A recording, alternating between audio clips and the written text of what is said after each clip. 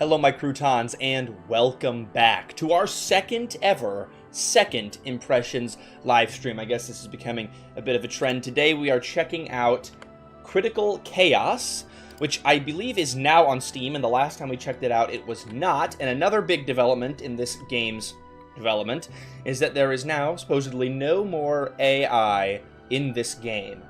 And I'm also noticing that that's becoming a bit of a modern trend, what with the advent of AI, that a lot of games are starting having AI in their games, like for placeholder artwork and whatnot when they first start putting it out, and then they remove it over time when they're able to. And I think this is a really interesting development decision, and I'm sure we'll get into it as we go through the video and check things out. Now, the conventional wisdom is like, people's first impression is the impression that lasts. Right? And so the first time people see your game and they see that there's AI in it, that's the impression that lasts. But then the question is if it's a game that's made from a smaller developer that doesn't already have a large following, is it okay if they start out with AI placeholders and change over time because at the start there's not a lot of people invested? And so maybe you're not losing a lot of people's first impressions at the start. So I think there's a lot of varying opinions about it. I think AI is here to stay in some capacity or another, and so the question is how can we use it in a way that's moral? Is there a way that's moral? I don't know. My opinion changes every single day because this stuff changes every single day. It's actually wild. But Critical Chaos, the development path seems like it was AI placeholders and then get rid of them. Same with the last video that we did a second impressions on, Lovecraft's Cat, which is now Necronomicat. AI placeholders, and then now no more AI placeholders. And it's all custom artwork now. So we'll see how it is. The developer also told me that there's a ton of new changes based on the feedback that we gave in the last first impressions live stream. Getting all my words twisted. So I'm excited to check out the game and see if it's a smoother experience and what's changed and whatnot. We'll see if I can remember it or not. I remember all the things. Also, I want to thank everybody who is here, so thank you so much, Red Canopy Games, that's the developer of the game, thanks for sponsoring the stream. Black Jacket Boys, Captain Rumia, Editing Stupid Stuff, that is my entire life right there. Amaiguri, Pocket Lint Games, Viewer Scoiled, Marquis of Labyrinth. Thank you all so much for hanging out with me today, and I'd love to hear your thoughts on the game and on AI as we go through it. That's probably going to be a big focal point of what we talk about today. That's right, Pixel Pixie did also get rid of their AI, so when I played it first, there was AI, and they got rid of it. I definitely think that if you're spending the money on a live stream and you're sending it out to people, you probably should have the AI removed before doing that. But it also is kind of cool to see the development process. I don't know, there's arguments to be made both ways. It's for you to decide. Come to your own conclusions. Look at that, we support free thinking on this channel. And this game is veteran-owned. And look at that, that's red, white, and blue here. It's very American, so free thinking, freedom of speech, God bless. All right, before we get into this game, also, hi, Goldie C4D970. Thanks for hanging out with us today. Before we jump into the game, I want to check out the Steam page for Critical Chaos. Also, the developer did give me a list of some things to keep in mind as I'm playing through it, so I'll do my best to keep an eye on those and follow it best I can. I think for the most part, this is a pretty solid Steam page. You've done a lot to improve your game's trailer, Red Canopy, and I do like it for the most part. I think some of these screenshots could be improved. This one in particular is pretty boring. It's a big empty room. This is fine. This is cool. You show some mapping variety. I like this. This is just a default RPG Maker menu. You know, not much to glean from that. This might be cool in gameplay, but also it's just like you want your screenshots to be like the most crazy, exciting stuff about your game. And some of these are interesting. Like this one, do you need any sundries, mate? That's giving you an idea of what the game's going to be like. And you can have some different environments shown off, like showing off the, what is it, 2.5D tilt and angle is pretty cool. But then stuff like this, like, it's really cool, veteran-owned and operated. Definitely a selling point for some people, but probably doesn't need to be a Steam screenshot. And you've got a good description here with a lot of good information about the game. No more AI listed on here, or no AI listed on here, so keep an eye out for things. I'm going to trust the dev when they say it's all gone. All right. Updating the Steam pages on your list. Awesome, good to know. Okay. All right, well, let's get into it. And as always, feel free to share your thoughts in the live chat as well as we go through the game. So, Critical Chaos. Let's see, thoughts on the title screen? I think it's much better than the first title screen. I think it would probably be cool if it wasn't just this, like, moving fog and it was, like, some sort of background. Especially after this intro sequence. So let me have that play for you guys. Okay. Hey, Ian DeCorn, welcome to the stream. So there you go, start out with Red Canopy Games, veteran-owned and operated. I have someone drawing art for the release title screen. Oh, fantastic. Okay. So even though you have gotten rid of the AI, but there's still some placeholder stuff in here, so that's good to know. Also, I swear, I keep thinking Jeff Murray. Isn't that the name of the guy who did the space game that was all super overpromised and a big drama like 5 years ago? I can't believe it was 5 years ago. I don't really know what this startup sequence is showing. It makes me think of like Isekai. It's like this guy's going through a wormhole to another world. And so first we saw a fantasy world, now we're seeing a modern world, or maybe it's just showing all the different regions in the game. Because I do think the game, I know it was set in some modern world because there was a president. I think the president of the United States is in this game, but then there's also some magical fantasy stuff, and there's like a demon at one point. Ian, we are playing Critical Chaos, which is a game we've checked out before, but it's been updated and changed a whole lot since the last time we checked it out. It's a pretty cool boot sequence. Not too long, and it can be skipped at any time if you press the enter button. All right, I will stop stalling now. Actually, one more thought before I stop stalling. Sean Murray. Okay. It's just the Murray then tripped me up. Irish guy, we all hate him here. Okay. Is this... type 7 in the chat if you hate Irish people. I didn't know this was a thing. I do want to say really quick for any fellow RPG Maker developers in the chat, adding a call to action on your title screen, this wishlist on Steam button, is a phenomenal idea, especially if it actually goes there. Which it looks like it does. So that's awesome. Yeah. That's a really great way to get people who are getting onto your game from like itch.io or other platforms or whatever, or even if they're just loading into the demo, because some people load into the demo without having wishlist the game first. They load in there, they click that button, boom, that's fantastic. That will really help get more wish lists for your game, which is one of the most important things you can do before your game releases. Let's see, anything. Is this like a movie? No, it's just scrolling text. Oh, and I have to sit through the whole thing. I guess it's fine. You give me the option to back out of it before it just starts playing, so that's alright. Wowza, lots of involvement in this project. I guess, well, my game has a whole bunch of plugins at this point. I remember like 5 years ago, I said some stupid statement like, you should only have 10 plugins in your game, which is absolute bullshit. You should have as many plugins as your game needs. I think that was more about, like, you don't want feature creep in your game. This is a lot. This is a lot of stuff. I think this is now the resources, though. Press cancel. The escape button's not working. I do not know the cancel key. We're just going to sit through it. Look at that. It's good. One question. I've known your channel for a while now. Is this censor? This game, I don't believe it has any adult content in it, so I don't think we're going to need to censor it. But the game that we're going to play on Monday, if you didn't see it yet, Monster Girl Therapy, that might require some censoring. We'll see. I'm trying to press cancel Red Canopy, but it doesn't seem to be working. I'd maybe look at it. Hey, we made it into the credits, chat. That's a beautiful moment. Thank you so much for including me there. I'm glad I was able to help you out.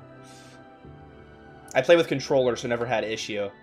It's worth checking out both, but that's really hard to play test with everything. Especially if you're trying to have controller support for like every kind of controller, that's impossible to play test. You gotta just, I mean, honestly, maybe pay for playtesters at that point. Anyways, let's actually play the game. I like the dramatic menu music fade out. Not so long ago, in the world of Statera. That's the Star Wars font. I don't know if that's proprietary or not. Probably not. It's just a color and a font. Well, unless the font is copyrighted. I'll shut up now. Hey, IC Industries. That was a cute little shot of the moon. It was like a peaceful, like, the moon. War! Immediately. A military transport airship cuts through the sky. The jump masters issue commands with a purpose. Rows of paratroopers stand ready. Orders are simple. Jump, rally, land. No room for hesitation. I remember this opening sequence. It's pretty cool. Listen up, paratroopers. Winds are high, feet and knees together when you land, so you don't break your legs. Hoo-ah! Jump master! Airborne. We're going to see if we can speed up that text display speed. Sergeant Fightmaster.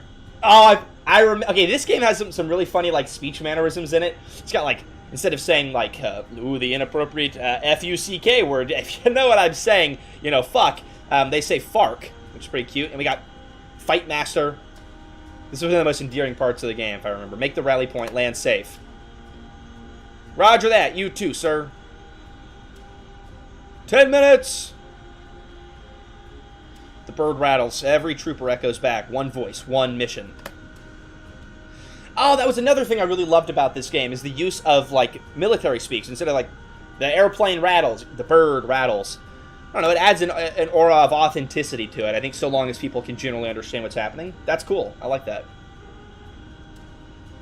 Gear checks done. 9 minutes gone in a blink. 1 minute! 1 minute! It'd be cool if you could add like a foot stomp or like a hooah sound effect, something like that, when they all repeat it back. 30 seconds, 30 seconds. Stand by. Go, boys, go, go, go! Get that testosterone flowing. Green light, go, go, go! Ooh, I love you speeding it up. Thank you. I have a vague memory of that going really slow last time. That's awesome. 1,000, 2,000, 3,000, 4,000. This got a really good flow to it so far in the start. 5,000. Fark, where's my canopy? There we go. Oh, the Fark's covered up by my egotistically giant webcam. Hold on. There, he says Fark. Okay, and now we'll go back to big webcam. Just kidding. Go there. Okay. He grabs the reserve handle. Reserve parachute. Now! He pulls the handle. Oh, nice heartbeat sound effects. Attention's building. Oh, it was just a dream. Farkin' hell, not again. I am not gonna be able to remember what everything was like last time, but that map looks really nice. Hey, Jumping Blueberries, welcome to the stream. Hi, guys, adventures. Glad y'all could join us today.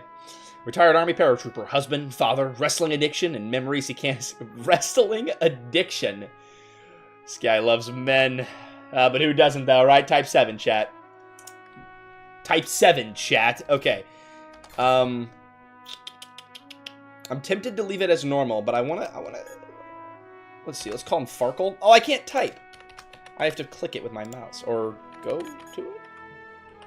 No WASD, that's okay. Oh, what the hell? If I press Q, it swaps to that. Wrestling with his addictions, not an addiction to wrestling. Oh, that probably makes more sense. I was just ready to go with it. I was just ready to roll with he's got an addiction to being a wrestler. That probably makes more sense if he's wrestling with his addictions. That's probably true. All right, let's get Farkle going.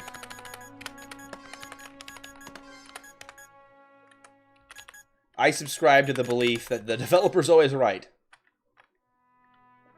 Farkle. Alright. It was a bit of a headache for Grimdelve, by the way, when I was trying to implement, like, being able to type on the keyboard, but I do really like that functionality, being able to type in the name instead of having to go and select it. It's not a big deal at all, but a small quality of life thing that, if you're able to, would be cool. Oh! Sprite animation! Yo! I love when games do that. That was awesome. You didn't even need to do that at all. He went up there, touched his head. Oh, that dream again. Oh, Black Jacket Boys, thank you so much for the $5. You spoil me. I'm like a pay pig for you, Black Jacket Boys. Thank you so much for the $5 donation. It means a lot. Here's some Farkin' money. Yeah, put the Farkin' money in the bag, Black Jacket Boys. I appreciate it. Same damn dream, same drop. Why now? I haven't jumped in nearly a year.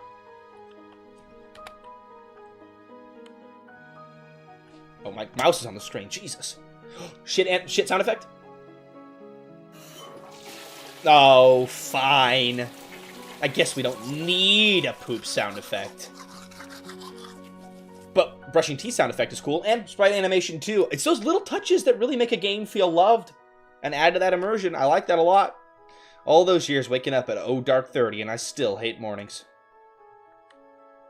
This is an auto-run sequence, by the way. We're in the year 1916, by the way. I'm assuming this is an alternate reality. It might be World War I, but I'm assuming this is not exactly the real world based. I don't remember this being here last time, by the way. So let's take a look at the options real quick and see what we can do. Oh, I do remember last time we had to, like, scroll further in the menu. I like that all the options are just there now. That looks nice. Okay, let's see. Okay. So there's no option to turn off the overlay. That's fine. We'll see how I feel about it as the game goes on. The lack of pooping sound effects took me out of it. 0 out of 10, not immersed. Consider the pooping sound effects, Red Canopy Games. Not Earth. Okay, right. So it's like merging modernity with a fantasy setting, which is really, those are some cool settings. Really like them. All right. We are on the fastest text speed? Okay. We'll see how we feel about it. Oh, and then, okay, so for some reason when I went into the settings menu, it, like, offset my... Look at that, it offset the options. I wonder why that's happening. Does it do it if I click into a top one? No, only a bottom one. That is weird. I don't know why it's doing that. Huh. Footsteps sound effects. I can't remember if they were there last time, but they sound really nice. I also don't think the sprites looked like this last time. If they did, excuse my bad memory, but they look... The walking animation looks nice, and he looks like, well-sized for the house. I don't know if that... You know what I mean? It looks like he fits into the house here. Movement, cool little lighting effect. Bolt essence was found. Alright, so you're rewarding us some exploration. Okay, the expectation is now set.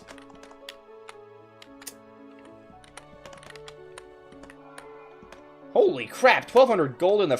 That's not a fridge. It looks vaguely like a fridge, but I think that's a dresser or something. I guess that makes sense. That's a cool sci-fi TV. Yeah, it's a really weird blending of cultures and such. I like it. Okay. Ooh, steal from my child's room. There we go. Take from their piggy bank. Got some modern art in here. Our kids got good taste. I'm assuming this is a child's room. It might not be. Assuming it is. Can I go poop? Okay.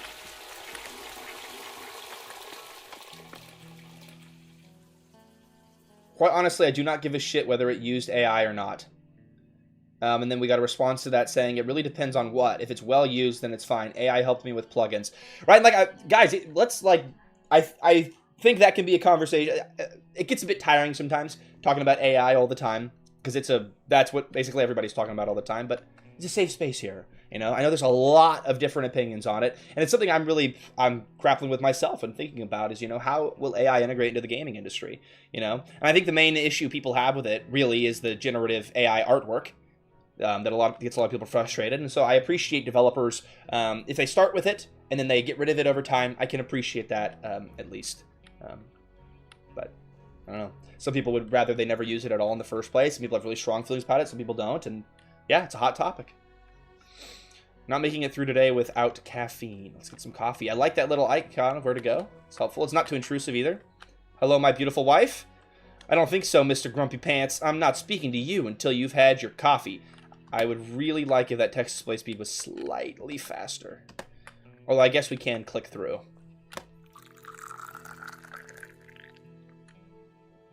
Oh, and his head even moves like he's drinking it. That's awesome. That's better. Morning, sleepyhead. You're going to be late. Freshly retired from the army, Farkle and Soulmate find the... Oh, Soulmate. I remember that being so cute last time, too. Last time I played with Miss Toasty, we kept, like, looking over at each other and being like, damn, that is so cute. And now she has to go to war. I mean, work. But, you know, same thing. And Soulmate find the house too quiet. Their youngest off chasing their own future. Now Farkle heads for Ossinia, capital of the Republic, where a long-awaited reunion with his brother, Gunnery Sergeant Fightmaster, and a job prospect could change everything. I also remember being confused last time about who Fightmaster is, but now I'm realizing it's just my character's last name. So, if I was confused on that last time, it's much clearer now.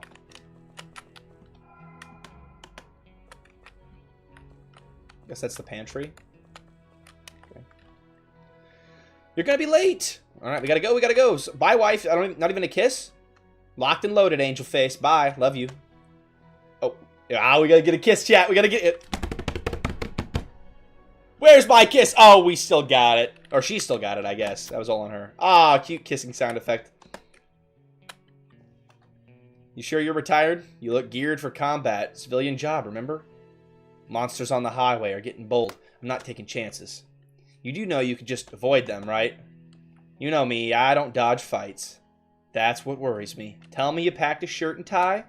Yes, ma'am, in my pack. Gotta roll. Love you. Love you too. Be careful. Now, I do remember this game, like, ramps up in intensity, but I really like, especially when games start out with a really wholesome, slow-paced start. Like, I already feel a lot for the wife just from that interaction, and it wasn't even anything crazy. I don't know anything about their relationship, besides my own built-in opinions about relationships, and that was really cute. So I like that. I've already built a connection with the wife. Let's see. Oh, right, ToastyTime. One thing I wanted to bring up about the Kagura Games video. How come you didn't try out Apostle and Apostle Rebellion? Probably the best RPG Maker games Kagura Games released. I don't know. I just picked whatever stood out to me. And unfortunately, I picked really crap games. So I guess I have bad taste. But interesting. Okay, Apostle Rebellion. I'll check it out. But now, it probably would have worked better if I put their entire catalog into a random number generator or something and just picked that way. That's cool, by the way, making it a bush tile. I never thought about that. It's cool. Looks like I'm sitting in it. Nice touch. I'm sure I'll get around to playing more Kagura Games at some point. They're not going anywhere, that's for sure. Generated images are slop, but AI itself for plugins helped me so much instead of wasting $200 for a few plugins. Yeah. I don't know. Some people don't like that either. And, I don't know. My personal stance on it is that AI, with respect to code, helps you do things that you otherwise couldn't. And there's also the argument to be made that it takes away money from people who would be... Oh, I have no seeds, okay. It takes away money from people who would be coding those plugins. But then I also think back to the heyday, the golden age of RPG Maker, when all the plugins were free. Back when I made my first game, Amy, you know, I did it all on my own. Oh, I gotta go pat the dog. Was he over here? Okay, no, I'm hallucinating things. He was in the house. Back when I worked on my first game, Amy, I would have just done it all myself, you know, and without AI, without paying people, you know, I would have just done what I could and scrounged it all together, and so AI enables me to do more. Oh, that was cute. It would be cool to have a petting the dog animation, but it's also not needed. But I personally am against AI-generated artwork. It just still doesn't look great. And even if it gets better, I don't know. I have too many artist friends that do phenomenal work. I support, for example, saying Hendrix's plugins are well made and deserve every penny. I agree. He has some fantastic plugins. Bronze Axe was found. I also think you're doing a great job in this game, Red Canopy, of combining different tile set packs. Like, this is from the Winlu pack, and then these trees certainly are not. And yet they do seem to fit together. They aren't, like, super consistent pixel density, I don't think. I'm not an art expert, but they look fine together. So, and that's one of the tricks with RPG Maker, is finding how to combine all the different tile set packs. So far I'm not seeing any glaring issues there. You have any idea what will be the theme for the next game jam and how long it'll be? I'm still debating whether to do it. I want to do one this summer. But I had my first ever law school, like, orientation day thing this week. And now the panic is setting in about how scary law school is going to be. Alright, press M and N keys or start and select gamepad buttons to toggle minimap. Oh, nice. Okay, so we can remove some... Oh, cool. Okay. We can remove some HUD elements if we don't want them. We'll leave it up for now. Let's just go to the town.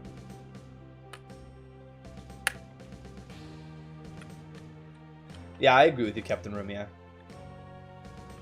But there's going to be some people that are, you know, more convinced. They're like, nah, this AI looks great. You know, and everybody has different standards for artwork, so I don't know, you know.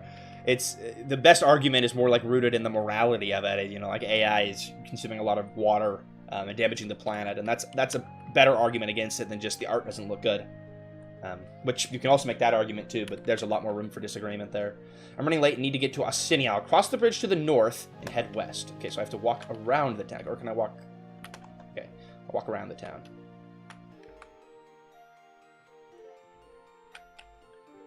I would love to check out your game someday, Goldie.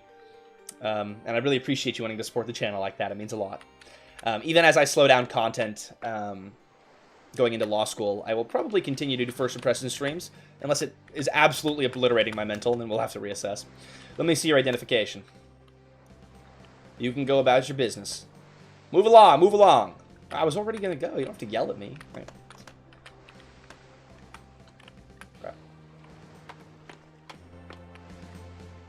I do think that's a cute little bridge scene there. Okay, now I'm going to try this time not going to the left, because I remember I went to the left last time and was absolutely obliterated by some, like, scary demon.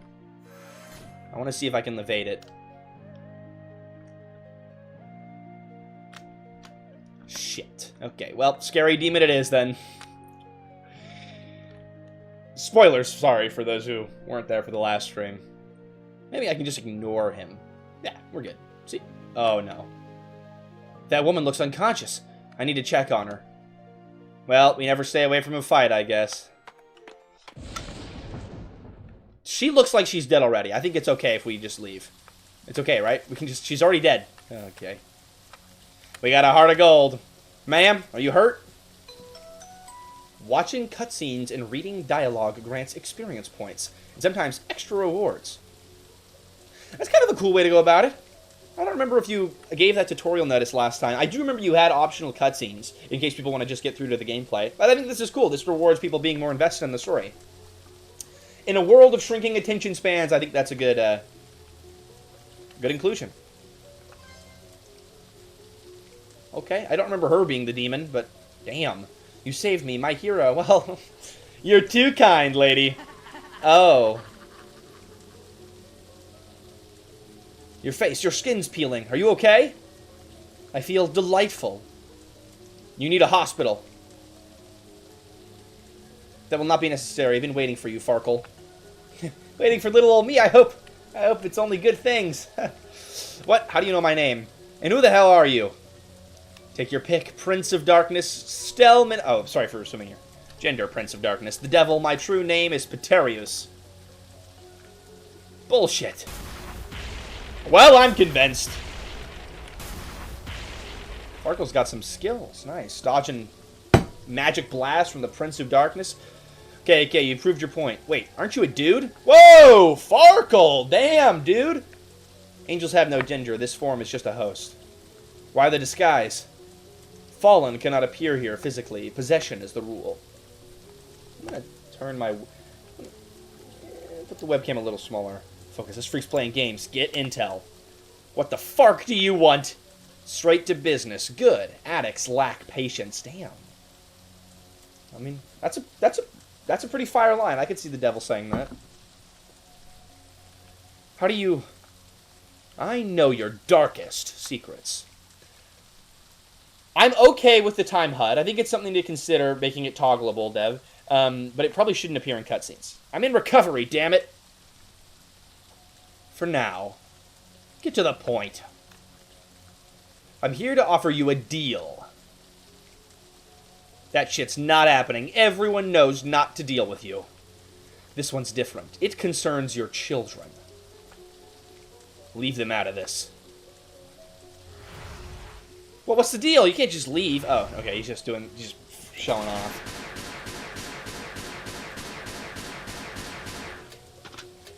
Fuck yeah, Farkle, that's the American way. That's cool. Blast the shit out of them. And you have a little animation here holding the gun, and it looks really cool. Full 9mm mag, dead center, and nothing? That should have dropped you. Mortal weapons are useless. I think maybe having a little screen shake while he's shooting the gun would be a cool touch. Surrender your soul and I'll spare them. Dev, maybe you can wrap text better. Red Canopy Games, because there is a bunch of place and you're putting text on the second row. Honestly, that's a great point to bring up, Goldie. So for Grimdelve, my game, I have it 1920 by 1080 full resolution, but I have the text box cut off like here and here.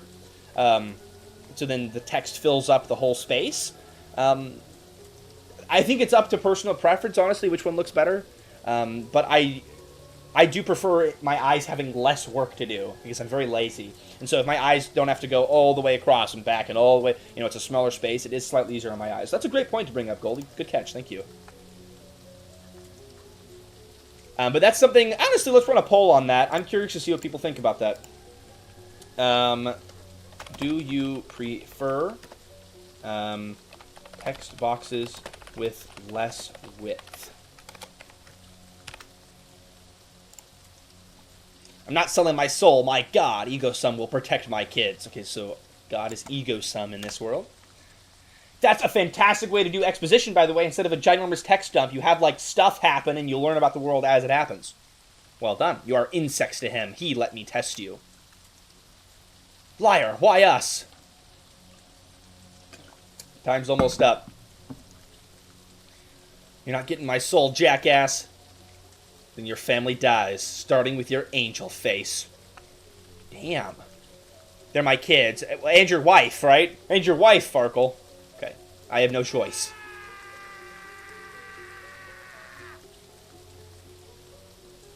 The sound effects and the writing are really upping the stakes.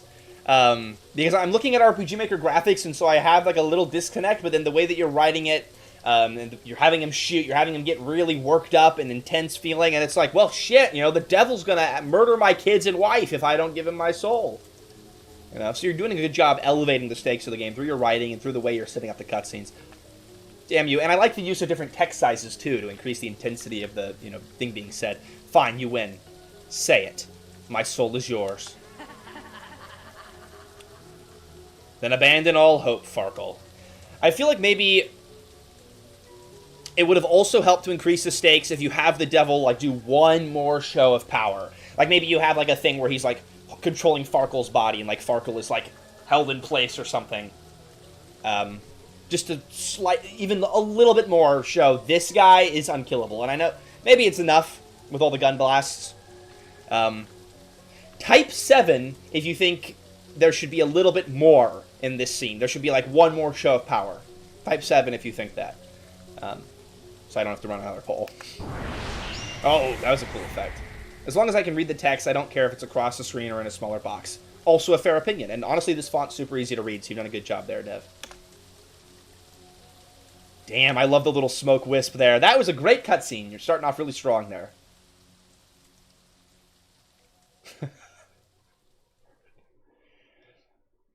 Alright, I think for the most part that opening cutscene was fine. A couple people would like a little bit more. Up to you, Dev. A few days later, a violent storm had rolled in from the coast. Fightmaster residence. 2207 hours. Why does it keep saying road to autism in top right? Did it say road to autism? Maybe I was a little tunnel visioned on what was happening. I didn't notice it. The HUD already faded into the background. Mrs. Fightmaster makes her way to the front door. We'll see again. Later in the stream, I'm sure. I'll try to keep an eye out. Road to Austinia. Oh, okay. Yeah, maybe for dyslexic people, they would see Road to Autism, honestly. Maybe something to think about. Stop your barking. That was a gun cock sound effect at the dog for barking? What are you doing out in this storm? Come on in. Okay, the thud actually scared me. I thought, like, the devil entered the house. And it was like, duh, the wife is being murdered. Dr. Jackie, or Osa, thank you so much for the $5 donation. Yeehaw! We are back with a very American game right here. I appreciate you donating. The oldest of Farkle's younger brothers, a hard-headed Marine with a loud mouth and loyal heart. When the fighting starts, he's the one you want watching your six. I really love the, like, normal-ass name, Caleb. We're gonna leave that. It's like an epic introduction. This is the fucking baddest guy ever in the world. And his name is Caleb. It's late. What's going on? That's what I came to find out. Where the hell is Farkle? I thought he was with you at the Capitol. You need to get something for the cutscene like the tutorial thing was saying, as it would disenfranchise people from actually using it, as you don't... You need to get something for the cutscene like the tutorial thing was saying. Are you saying that the way the dev's done it currently, Benjamin, is a good thing by rewarding experience for watching the cutscenes? I think it's a pretty solid design decision, but I might need to expand more on your comment there. Nope, never showed. Look, I get it, he's retired, but when the general calls you in for a top-tier advisor job, you don't skip the Farkin interview. A Marine would have been early. Grow up, Caleb. My husband, your brother, is missing, so save the inter-service rivalry for another time. This isn't like him. Served 24 years, and he never bailed on a commitment. Don't worry.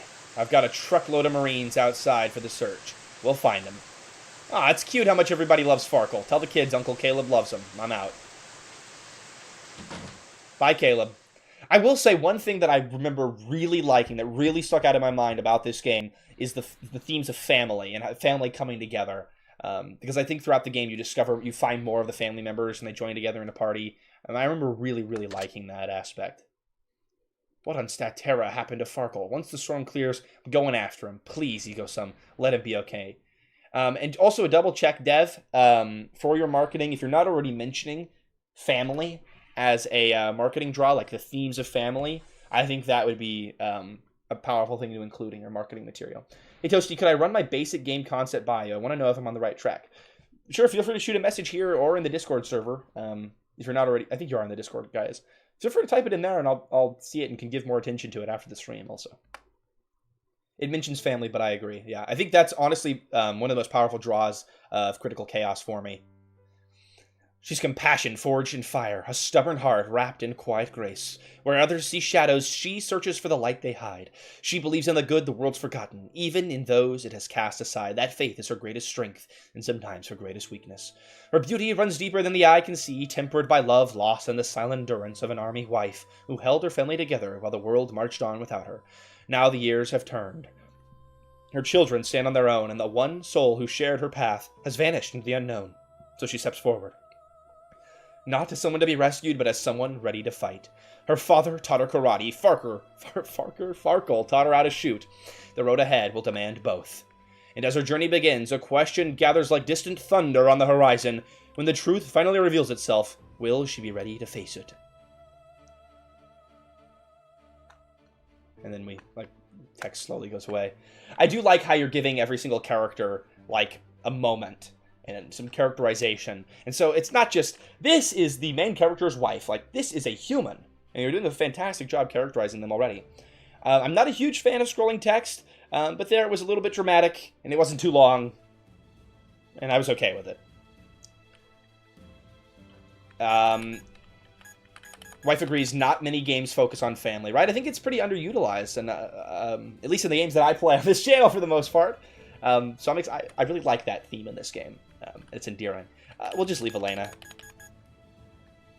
I only named Farkle because his default name was just Guy, and I guess that can be a name, but the rest of these, we'll leave it to their canonical names. I don't want to name them like Balls, like in the Kagura Games video. I take it a little more seriously. Chapter 1, The Missing Husband.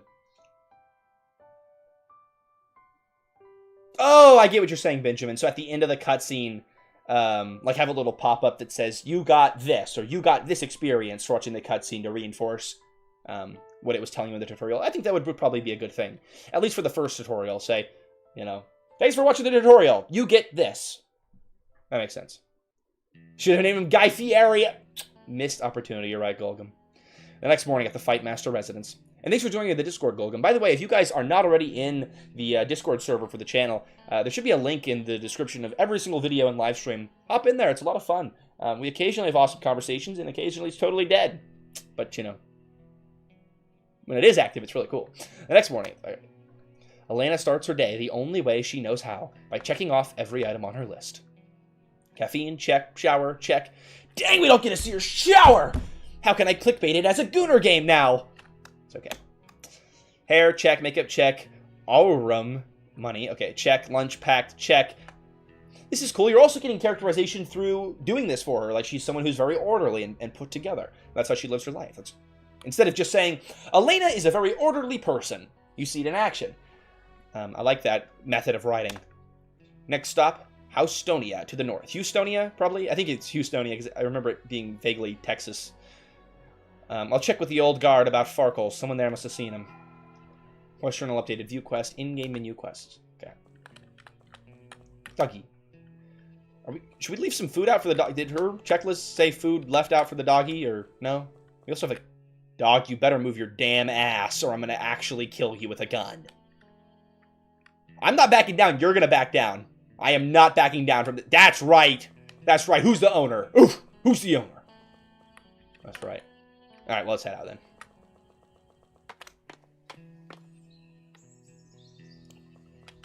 I like that ambient bird chirping sound effect. That's really nice. And the flag blowing in the wind looks nice. I should have said that earlier. Alright, you can jump over the dog? What? Is there a jump button? Hold on, let's check the keybinds. Oh, there is a jump button.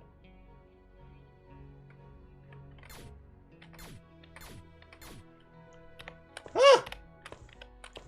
Yeah, there's, I would have never known that was there. I don't think that was mentioned in the tutorial at the start. It doesn't, I mean, it's not like a huge deal having a jump button, but it is cool for moments like that to get unstuck. So, maybe like a brief pop-up when you first get control of the character, like, these are the controls. A really simple, brief thing would probably be helpful. Can't jump on the world map, though. Alright, it's Houstonia. Or, I'm gonna keep saying it wrong. Houstonia. Alright. Also, thank you for... I don't remember if there was last time, like, the yellow paint telling me where to go. But that's where my brain's at as a player, especially when I'm live streaming. So I appreciate you doing that. Hey, stranger. My James is deployed at the front. He used to write every day, but a week ago the letter stopped. I remember this quest. Alright. We will look for James.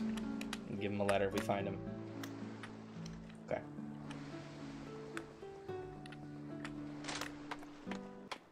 It's a tutorial for jump once it matters. I guess that's fine. I don't know. I still think a brief mention at the start, like an initial text box that says, these are the controls, would be helpful. And then you can reinforce it again later when it actually matters. I don't see what the harm in that would be. I did not read anything. I accidentally continued. Well, we're here for something. I think we're here to find our friend. Is it one of you guys? Oh. Ah, well, she's nice. What? You are rude. I really like these light flickers on the side of the building. Those look really nice. It's very peaceful. Oh, right! There's gambling! Hold on. I remember. I can't save for some reason. We will wait until after I can get this ability to save back so I can save scum the gambling.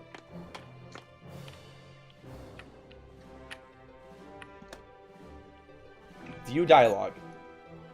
Yes. Save on world map or save points. Ooh, gotcha. Was that mentioned? Am I missed that? I might have missed that. Is there autosave too? The Old Guard, an elite civilian merc group under contract with the Solastellan Republic. Most members use magic, making them ideal for missions the military can't touch. Some are prior service, others just prefer the freedom to serve without the military dictating their lives. Farkle is friends of the guild. I'm going to say again, I would like if the text speed could be a slightly faster. Especially because you can reduce it. So, like, the fastest should be much faster, in my opinion. Hi, Elena, how's your hubby? I don't know, he's gone. But she doesn't cry. She's well kept together. And that shows a lot about her character. I was hoping you'd know he was headed to Austinia for an interview, but he never showed. He's missing. Yikes, that's awful. Ask around the guild. See if anyone's heard anything. Give me a moment to think. I know. Well, that was a quick moment. Will you consider joining us? Me? Why would your guild want a middle-aged army wife and stay-at-home mom? Seriously? I'm not asking for us. I'm trying to help you. Traveling without gear? Bad idea. Don't you normally spend months training civilians? Usually yes, but you don't have time, girl. You're tough, and with our instructors, you'll be all you can be. How long we talking? 1 day. You've got karate under your belt, right? And with gear, you'll be mission ready. What do you say? I really like in this game, it's so sweet. Like, people coming together and supporting each other. Yeah. I agree, I'm glad you can remember what the scene was before, because I can't. But all I know now is that this scene, it feels great. It feels like a normal conversation, and it all makes sense why we're making the choices that we're making. So, whatever it was before, it's great now. I agree, there's good use of emoticons, Benjamin. The ones you've chosen look nice. Okay, this is the Old Guard HQ, by the way. We've also got branches in Austinia and August. Check them for intel and bounties. So that's like questing, I assume. Oh, Lord. Okay, what is all this? Just people to talk to? Oh, so it's tutorials. Okay. Okay. So, This is all, like, optional stuff, right? Did you know there's non-Terran races born with magic who don't need essence to cast spells? Okay, so we get XP for looking at this stuff. That's cool. Oh. It goes away when I walk on it. It should probably only go away when I actually interact with it. One can embark on story, slide, or class quest, providing experience needed to level. This is a lot here at the start, but it is optional, so that's cool. For those who don't remember, last time it didn't make a lot of sense because Mom was like, my husband is missing, and the lady was like, join the adventurers with no segue. Okay, yeah, it was much more well done here. You know, she gave a clear reason why she should join. I like that. Very well done. Bounties can be found on the bounty board in each Old Guard branch in the Republic. Receive 25 experience. Okay. Sprinting's useful. Always. Is there stamina? Doesn't sound like it. Lanterns are useful. Oh my god. Grimdelf reference? Lastly, adventurers who desire a more story-driven experience can utilize cheat mode to instantly level characters and eliminate grinding. Using cheat mode disables Steam achievements until chaos release first. That's a cool compromise. I like that feature. That's nice. Noob's classroom, by the way. I just realized it's... Okay. I still remember when noob was like a weird gamer word. Is that mainstream now? I guess it is. Just read the top NPC. Alright.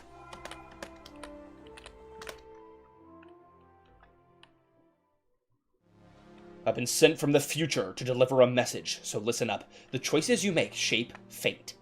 Okay? Tell your government the Empire must not invent AI! Oh my god! We are getting actually, Dev taking a dig at himself for using AI? I don't know, we'll see. I'll see you, okay? Da fark? Okay. Well, we'll see where that goes. Don't look at me, girl. Weird shit happens here daily. Okay. It's cute. Excellent. Take this. Grants access to the guild library. Talk to the librarian. He's a retired Navy SEAL. You'll be fine. Receive guild library key. One last thing. Go see Father Marcus when you're done training. He'll help you get past the checkpoint. Why can't you help me get past the checkpoint? I thought you were like a military-affiliated guild. Well, I guess you're not military-affiliated. You're just made up of retirees, so I guess that makes sense. I am really a huge fan of these basic, like, slight indicators showing me where to go. I hope it's not there, like, all the time, but I do think it's helpful when you're getting started, because I remember getting lost beforehand. Hello, gang. How's everyone doing? I'm doing great, Junos. How are you doing? Welcome to the stream. Glad you could join us. That is a lot of optional reading. Name's Hank. From Breaking Bad. Oh, I love Hank. I'm interested in everything, and I am not. Oh, we get a pick. Hank, I just want to start my damn adventure. Okay, high speed. Here's your old guard member's ring. Report to the guild team room for combat training. Don't die. Thanks, Hank. That was really succinct. I appreciate you. Later. Alright, so let's... Does it auto-equip? Do I need to equip it? No. I guess not. Okay. Let's roll then. Wait, was that a furry animal girl? Hi, I'm Namie. Oh, change the names. Right. Oh, that's instantly understandable. Oops. Okay. I didn't even realize before, but there are animals in this world, and she's got ears, too. Okay, so now training room over here. I like how everything is all in one place. I don't have to go run around like a crazy person.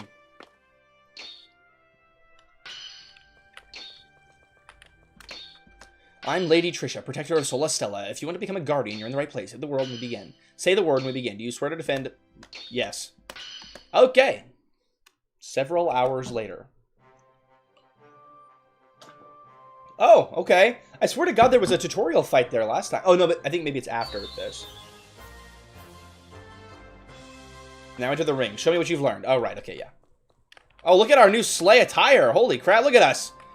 We're girl bossing the fuck out of this. All right. That's cool. I like the armor change. I don't remember if that was there before, but that's cool. Yes, let's play the tutorial battle. Just so we can see, because I remember last time it was like the guy healed himself and it went on forever, so we will see if it's better this time. You're going down, lady. Pfft. Yeah, right. I'm a female main character. I got plot armor, you're done for. I did not mean to click that button. Okay, didn't take my turn though, so that's cool.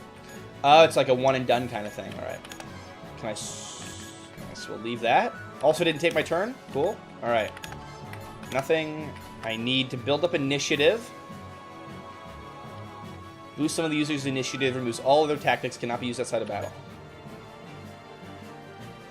So let's do this then. Boost our initiative to start. Oh, there's no number to see what your initiative is, though. Yeah, I don't know. So that's plus magic. So these are like little buffs here.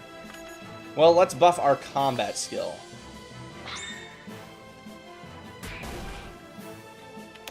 And then just attack him. You must learn how to defend. Doing so reduces incoming physical magic damage by 50%. Okay. Let's try defending then. I guess we can't use... Oh, that's right. We can't use initiative until the bar's full. Right. So far, Gina, the second impressions are that the game is much, much improved. And I'm really enjoying it, honestly. I'm enjoying it a lot. I think the main bit of concern we had was, like, make the text box a little smaller. That's the poll. That's the main thing I'm remembering. Yeah. And maybe add control tutorial early on. Otherwise, great. Well done. Good form, my lady. When attacked, your initiative raises. Once it's full, you may execute an initiative skill. When able, use one of your initiative skills. Alright, that was a good text box. And okay, I was going to say, like, that didn't pop up until after I hit my next move, so I was going to be annoyed if it was like a do this immediately, because then you have to wait one full turn, but it's not. That popped up, and it's use it once it's filled up. So I appreciate that. When attacked, your initiative raises. Once it's full. Okay, but I'm now going to get that every time until it's full, so that's a little bit annoying. Do I build initiative off of defending? Yes, I do. Okay.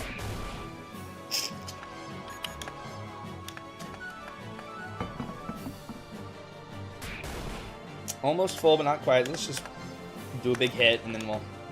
I wish it would stop popping up after the fact. I'm not sure how to fix that, though, in RPG Maker. Alright, let's do a big boy hit. Dual attack. It's only one guy. When attacked, you're... Okay, I already saw it. Oh, we got some action sequencing. Oh my god, that was epic! Oh, what? Oh, he full healed. Is there more to learn? Is that why? Excellent. Okay, there is. I'm going to teach you how to heal. There are some training potions hidden in your armor. You're welcome. Use one to restore your lost health points. Alright.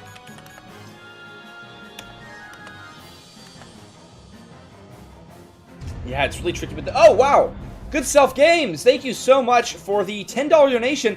Sending love from sunny Florida. Wow, I hope you're enjoying it down there. We actually had a sunny, pretty sunny day here, too, although I'm now locked in the darkness of my man cave. Thank you so much for the donation. I hope you're enjoying it down there in Florida. Send pics in the Discord if you're anywhere fun. Alright, so, yeah, it's weird with the timing on the tutorial still, with, like, the pop-up happens after I've already done the thing, so now after I do this one, it'll tell me, good job, right? Yeah. I don't know, it's really hard to do it any differently in RPG Maker, but I would look at this again and see if you could fiddle with the timing on when those text pop-ups happen. But if you're not able to get any better than this, then that's not a big deal. So now do I just go until he dies?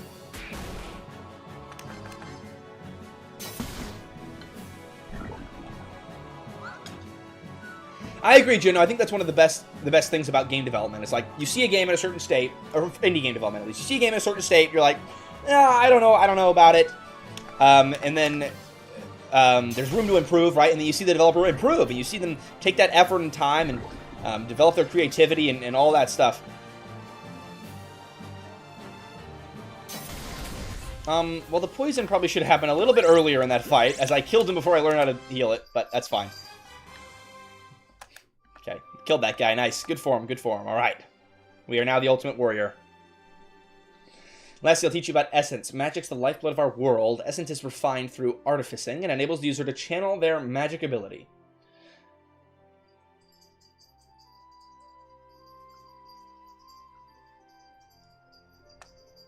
Now, socket the essence you won in battle into your antique sword. All right.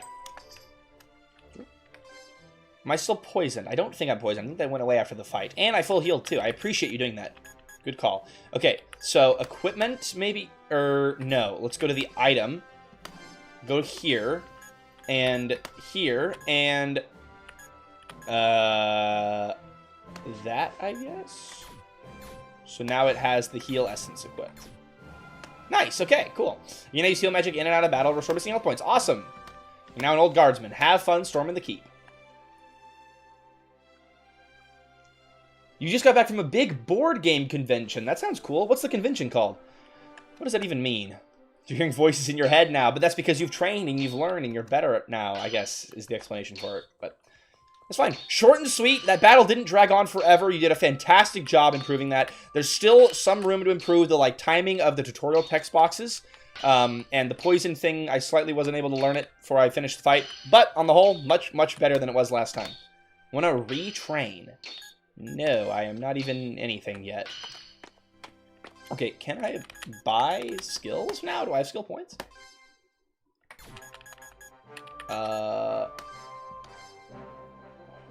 Learn them at level 15. Oh, so there are different classes. Got it, okay. Can I switch to one of these? Oh, I can. Hold on. Okay. So we already have some experience in Guardian. Now, any of the other ones good. You lose a ton of health if you switch to Rogue. You get a little more mana. This seems like shit, so we're going to not do that. Cross-classing, and you keep learned talents. Cool. That seems much better in terms of the bonus you get to max mana. And that one is a lot to mana, but you lose the most health.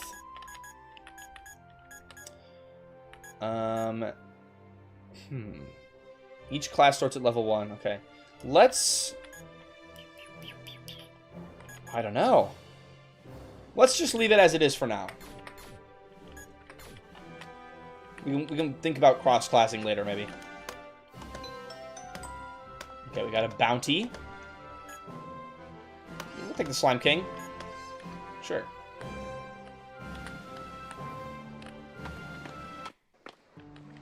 Alright, I need to talk to the church guy. But let's go kill the Slime King. By the way, I really like the day-night cycle. Like, this time of the day looks so peaceful. I wonder how much that's going to impact the game.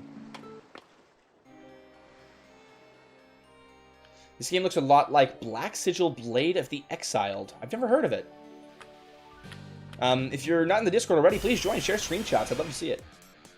Alright, let's see if we can beat this guy. I'm hoping the game auto-saved when I transfer to the main map, because otherwise I'm going to be deeply depressed. If I die. But maybe we won't die. Alright, so, magic, I do have a heal. No autosave. Okay, let's not lose. Let's get some resilience. Old school. That's cool. That's fine. I'm just really bad at saving, so I remember last time we played, I forgot to save at one point. Alright, let's do defender to hopefully keep our health up. Actually, we're already in a mode, so let's just keep it as it is so I don't spend time switching. Let's just get into it. Slash him up. It doesn't do that much damage. We'll be okay. There's no health bar, though. Hardcore stuff. There was a health bar in the training guy, so it sets up a kind of a false expectation if the rest of the enemies aren't going to have a health bar. What is that, and how do I heal it? Cures bleed. Is that what that is? Is that bleed? Well, let's see. I'm assuming it's bleed. It was not bleed. Boss's hide health bar. Makes sense. Alright, that's fine. Dual attack. It is old school because you're not even telling me what the icon is, which I think it's, I don't know, it's fine. It's going to appeal to different people differently, right? My preference is always, like, the game tells me what's up. But also, some players like to figure it out as they go along. So, fine, as long as you set the expectation early. It might be nice to, like, have a slight mention of it, like, boss fight is going to not have health bar or something. It's also not a huge deal. I think I'll be able to beat this guy. Is there any way, maybe I'm maimed. Maybe that's what it is. Let's try this then, and see if that gets rid of it. Well, that was not right. Who the hell knows what that status effect is? Chat, I'm curious your thoughts, by the way. Let's do a poll on it. I'm curious what your preferences are. And I know it's more like it's old school versus new school and what people are used to over time. Slow, it affects your dexterity, okay. But I'm curious what you guys think. Should the game tell you what the status effect is? And this poll is entirely personal preference. I don't think there's one right way to do it. I think it's fine if you hide it, and it's fine if you tell it. So entirely personal preference. I'm just curious. And also from the last poll, it looks like people would prefer if the text box width was slightly shortened so their eyes have less work to do going across the screen. So something to think about, Dev. All right. I guess let's just keep ramming into this guy.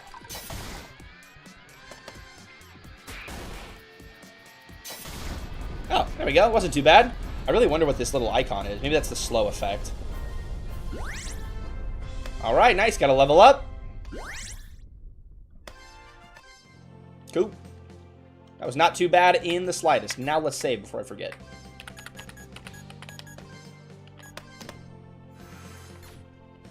Okay, we'll turn in our bounty. And then we will go to the church guy. Oh, L to do lantern. Cool. It's a cute little effect. It's not too dark yet that we need it, but cool. Alright, so let's turn in the bounty. Yes, unless there's a mechanic to discover what certain status effects do and how to cure them. Like a kind of like bestiary for status effects, you mean? Cool. Alright, let's not do another one of those. And go to the guy. Is my health... Oh, because I leveled up. Right. Now, even for the Steam screenshot, by the way, Dev, why not have some other characters in it? Because it looks so empty in the Steam screenshot. Also, her legs look very cut off. I'm not sure what's happening there. Peace be with you. Some clergy can heal your party. Can I heal you? Magic is not my strong suit. Okay. Wasn't I supposed to talk to this guy? No? Well, let's check the quest log. See, Father Marcus. Oh. Huh? Oh, okay, it's a different building. It's not in Houstonia, then. Okay.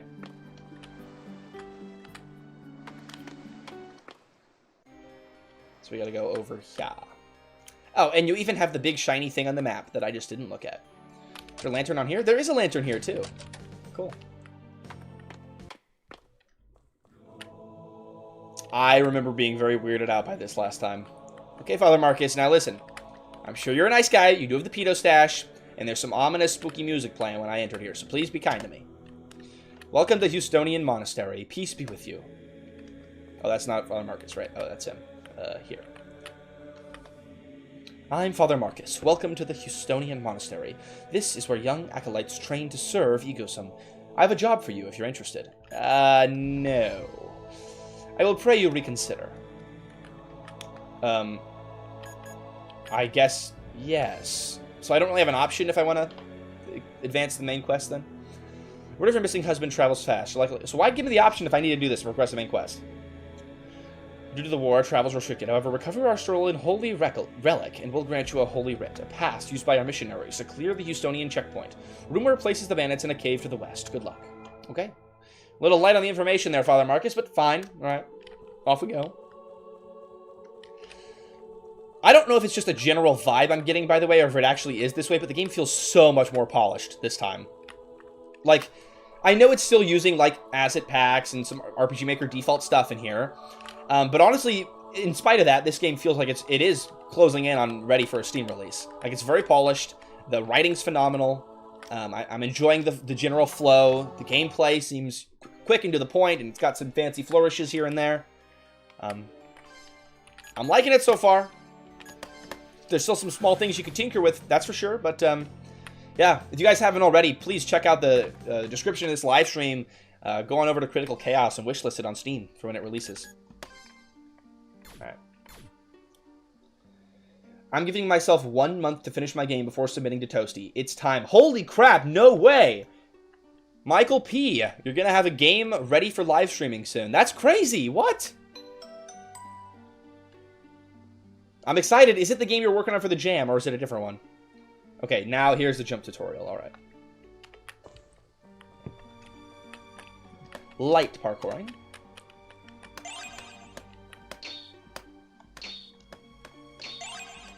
Cool. Might as well while we're here. Seeing all these cool games is always inspiring. I agree. I absolutely love playing through these games on the First Impressions live streams. I will say, most likely, actual video content is going to go down to nothing, at least in my first year of law school. But I will try to keep up with, occasionally, First Impressions live streams as they come. I just got really freaked out after that. I had my first, for those who are joining late, I had my first, like, law school orientation day this week. And it's got me a little freaked out. This looks like a hidden wall, by the way. Maybe it's not. Okay. Ooh. I don't remember how the dungeons looked before, but they look nice now. Very moody. I like the lighting ambiance. Okay. Oh, and there is swimming. Cool. I like that I'm forced to learn it. I don't know if that needs to play every step I take in the water. Maybe just when I first enter it. Chat, type 7 if you think that this is too much for the splash effect. It's not, like, insanely too much, but maybe slightly.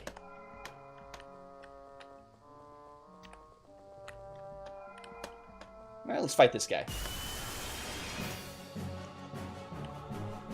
Hey, Cooler Man, glad you could make it. And Wrath of Wood, nice to see you too. And Primary Biomass. I don't know if I've seen you on stream before, so thank you for joining us. Let's see if we can beat these guys up. Oh, we start off with enough initiative this time so we can wide strike. All right, let's get them.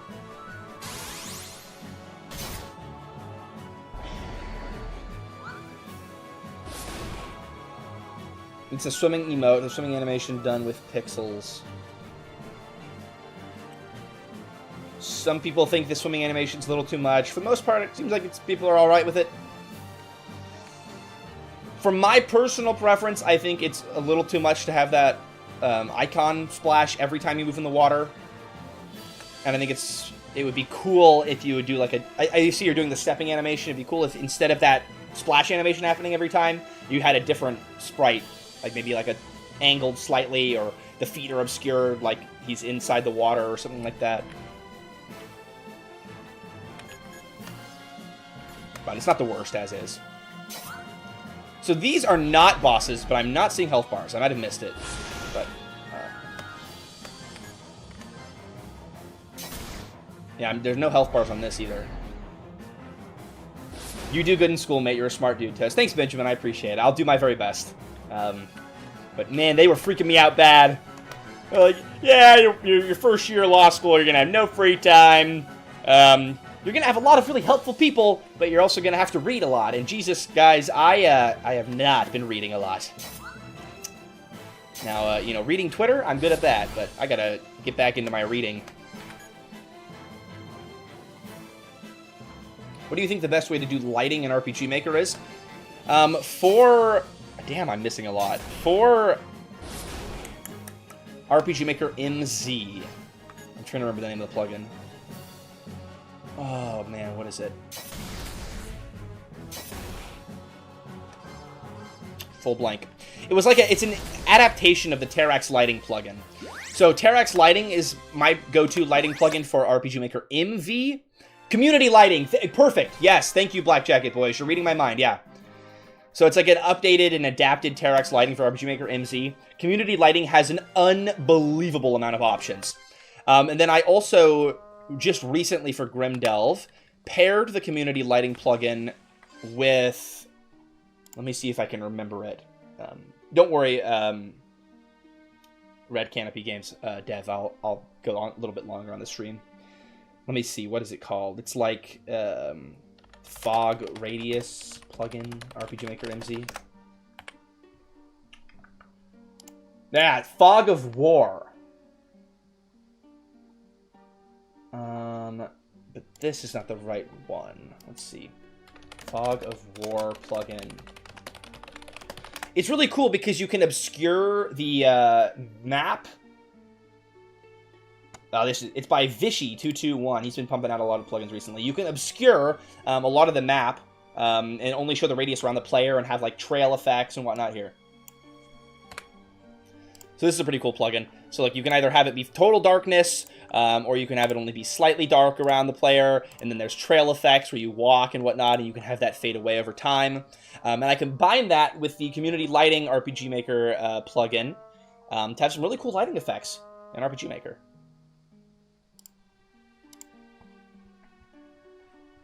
Wait, Farkle fully died? I thought that Farkle was just like transported somewhere, but I guess he did turn into a wisp of dust and stuff. I'm sure we'll be able to bring him back. I'm sure it'll be fine. Right? Right? Someone console me. And it's really good. Noted. I hope you have fun. Some of the most fun I have with RPG Maker, honestly, is just fiddling with the lighting and fiddling with the visuals, and it's really fun to put a lot of polish down on that. Also, this is a really small, like, nitpick, Dev, but, if you could change the footstep sound when you're walking on grass versus when you're not, it would be kind of cool. Entirely unneeded, but also would be kind of cool. Alright, that's the way down. I don't want to do that just yet. Let's see if there's any more loot. Oh, okay. I accidentally fought the spider. Ooh, there were a lot of enemies there. That's okay. Let's just,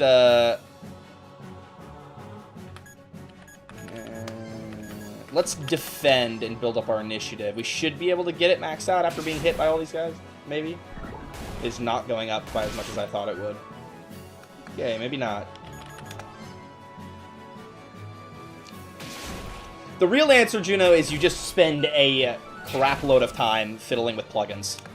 Okay, maybe just defending is not the ultimate strategy here.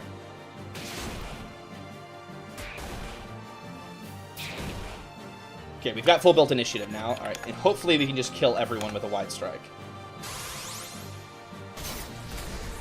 No, I have made a tactical error. Everything that I've done was wrong. Please don't miss. There we go. At least they're all weakened now. Damn, that bleed is insanely strong. Okay, does it go away after the fight ends? It does not. Okay, so... shit. But the heal cures bleed. I like that. Okay, phenomenal. Normally heal doesn't do that. Great game design decision to allow the heal to cure bleed. That's great. Little tiny bit of parkouring. Cool. Minor mana potion. Alright. Any more loot? No. Just that. Oh. So we have a torch. We need to light it somewhere. Okay, we got an optional puzzle. What's the point of this area? Is there something over here?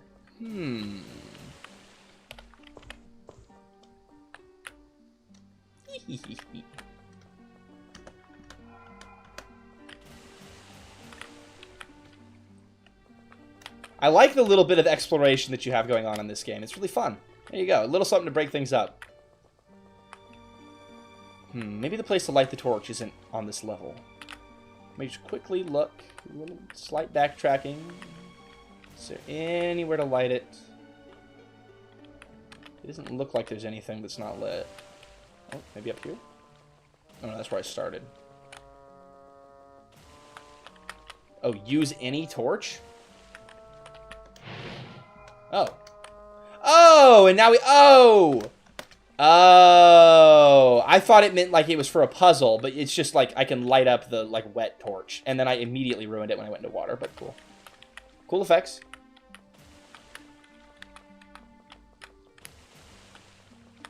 I don't know why my immediate assumption was that it was going to be for a puzzle. Let's fight this guy to level up, and then we can go down to the boss. Sorry, guy and girl. My bad. They already accepted me into the law school, right? They can't, like, unaccept me. Is there a law? Is that real, or am I... Maybe they can. They probably could. Oh, there are health bars, but it's... Okay, these guys do have health bars. Why aren't they just permanently... I guess it's not a big deal. if they permanently show or not.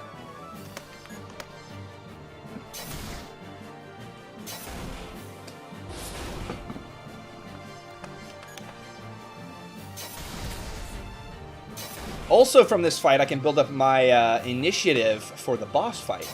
Because it seems like it transfers between battles.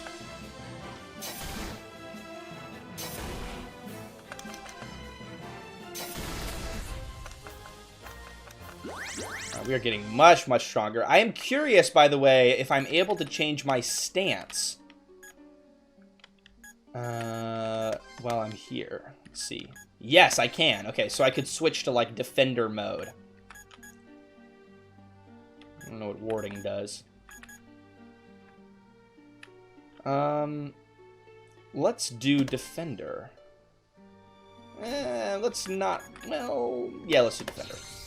For the boss fight. I feel like that'll be useful. Because I'm assuming I'm going to have to fight more than just one enemy for the boss fight, so I want to have defender up so I don't take a crap ton of damage all at once. Alright. Fans are covering a trapdoor. If only we had a lit... Oh, well.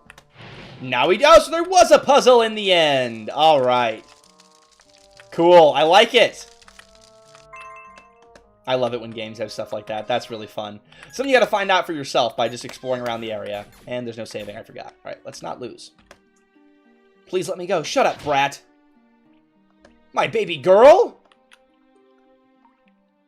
Alright, I remember this. Random coincidence. They, like, have your daughter or something.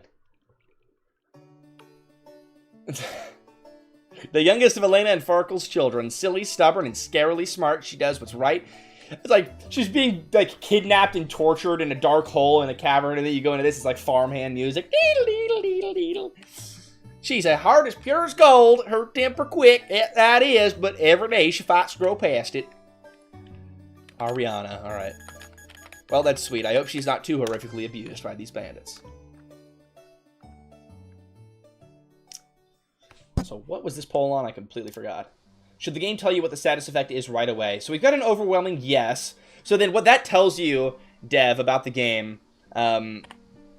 So if the overwhelming amount of people looking at it are saying yes, I think that tells you a bit about who my audience is, and also who, like, the general audience browsing around that you need to consider is. It's like modern gamers who are used to these modern conventions, and so then in your marketing, you really need to nail home this is like more of a retro game, you know, so you don't show status effects, which is totally fine to do, especially if you have a mechanic based around that.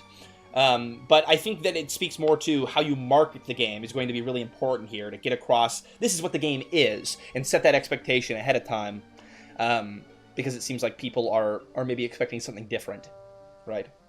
So, something to keep in mind. You don't have to change it. You can consider changing it if you want, but, you know, I think it's more of a marketing consideration. All right. I have to finish my big indie hit so Toasty can play it on stream. Then I must go and work for minimum wage at McDonald's for a few months so I can afford the stream itself and the Steam page. Juno, once your game's put together, worry more about the Steam fee. Feel free to shoot me an email. We can work it out. I will occasionally give discounts to developers. Yes, let's read the dialogue. Are you okay? What happened? The bandits wouldn't give me the relic. This relic's ours, and your brat messed with the wrong crew.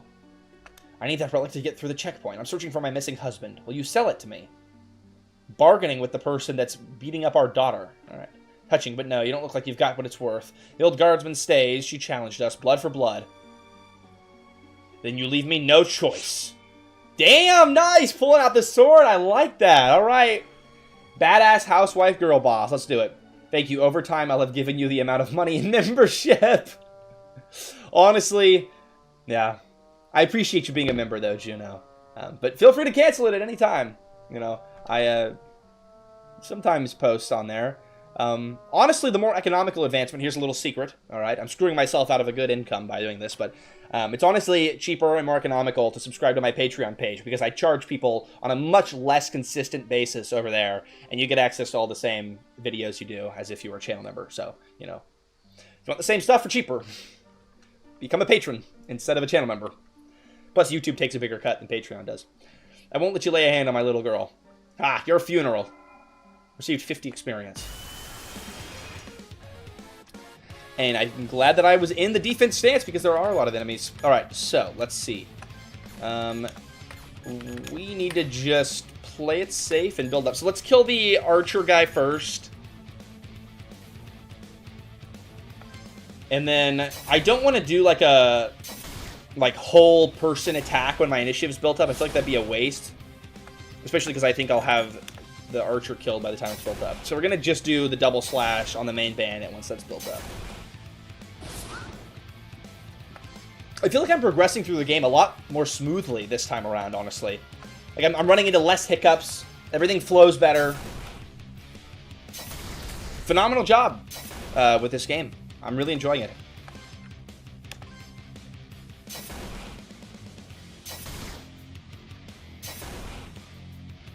But I'm curious why those one round of bandits didn't have a health bar.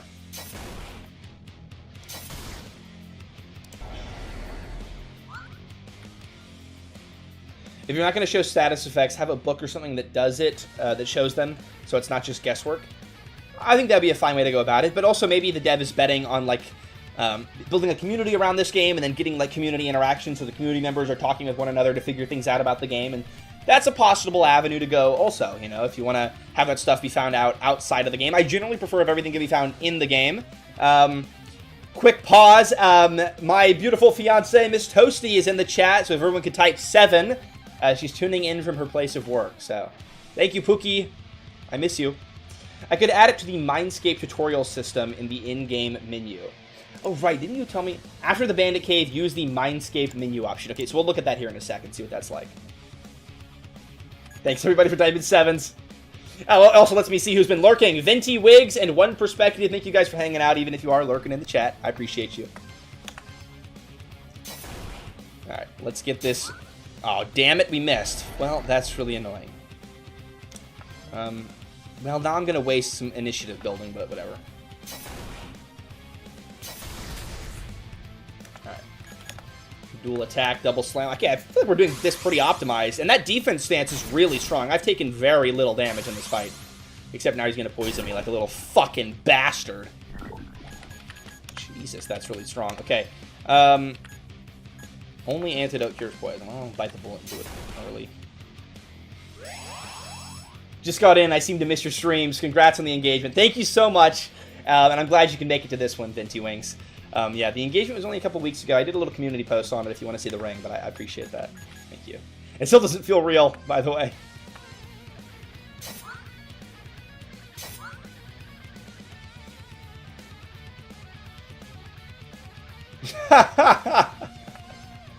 Oh my god, I just realized you were saying that to Miss Toasty. Don't let it make your life into content. Have a fake wedding for the content. I'll probably make some sort of sentimental video about it, but I don't know if I'll actually film our wedding and put that on the internet, you know? I like keeping some things private. Married for 8 months and it still doesn't feel real. Well, first of all, congrats, Black Jacket Boys, on the wedding. I had no idea you were married, so I'm sure you told me, but I didn't know. So, congratulations. And I'm hoping to get there myself.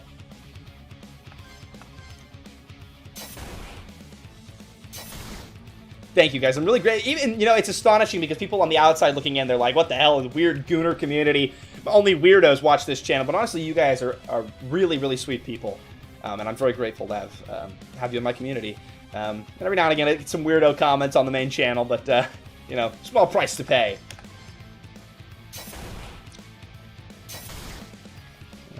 I'm not sure how close I am to winning, so we'll just do a heal real quick.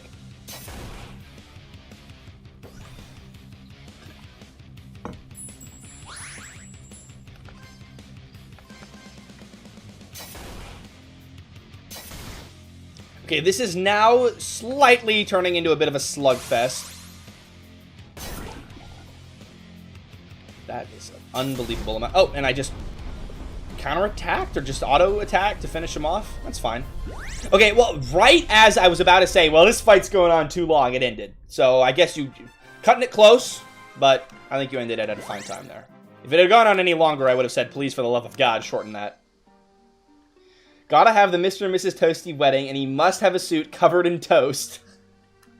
And I'll get a toast mask, too. That'd be kind of cute. Ah. Alright, maybe we'll have a content wedding then, after all. Oh, he's just sleeping. Okay, very wholesome game. Here, baby girl, drink this. I'll have a drink too. Thanks for the reminder to hydrate. Thanks, Mom! What a coincidence seeing you here. No, they're not having like a... There's no sort of a, funny seeing you here. How did this happen? I feel like there's an opportunity for a funny interaction there. Oh, okay, maybe we'll get it now? Wait, Mom, you joined the old guard? There we go, okay.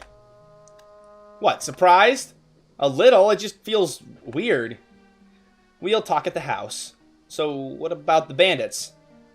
We leave them in Ego-Sim's hands. Let's move. Those vines beside us likely lead out. Alright, so I gotta remember, this is where the email that Ev sent me kicks into play. After defeating the bandit leader, get the doggy treat from the pot near the water. Okay. Okay, we gotta loot everything because we can't come back here ever. And we fucked this up last time. I think it's cool that there's missable loot, by the way. Although I assume you can't miss the Holy Relic. Hopefully.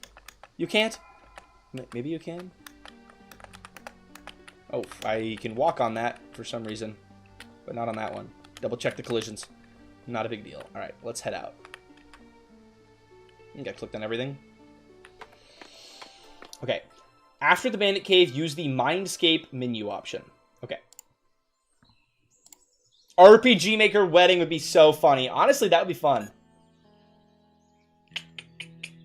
I recreated my wedding in RPG Maker, not clickbait. Guys, you're giving me great ideas here. Holy crap. I should just outsource all my video ideas to you guys. Just turn my brain off and I'll just be the spokesman. Be honest, are you having a midlife crisis? What were you doing in that cave? Not a crisis, a mission. The monastery needed a relic recovered. I joined the old guard. Isn't home further away than the monastery? Did we at least drop the thing off on the way? I don't know. Wait, what? Elena fills Ariana in on recent events. Wouldn't you, like, lead with the whole, like, daughter, your father is missing. Alright, that's fine. We got there in the end. And wholesome, cute banter. I like it. Ariana, the wilds aren't safe. I don't want you hurt. Seriously? I've been an old guardsman longer than you. Hey, we could cross-train. Great idea. We'll train when we have some downtime. Great, thanks, Mom. Alright. So class change, do that stuff. Okay, I've already looked at that. But then there's maybe cross-classing that. Oh, right, male first. No? Okay. Hold on. Stop everything. Mindscape option. We gotta follow the dev's tutorial. Whoa! Whoa! That's a fucking cool background animation. Wow.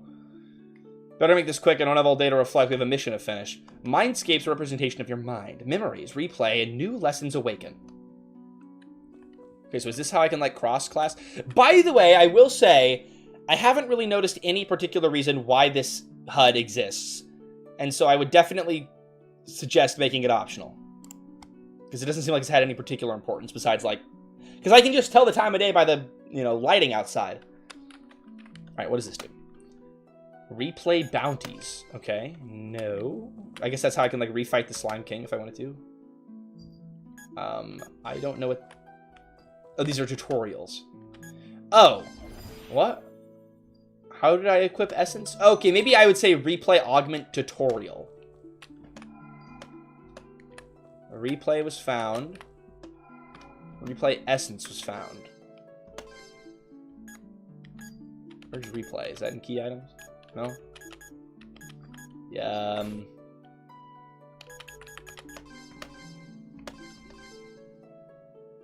replay? What? So it gave me a weapon to, like, practice with? Oh, and I have new items also. Huh?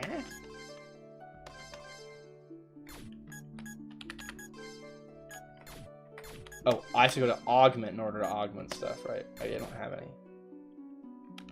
This is really cool that you have interactive tutorials. I'm not quite sure how to, like, do it yet.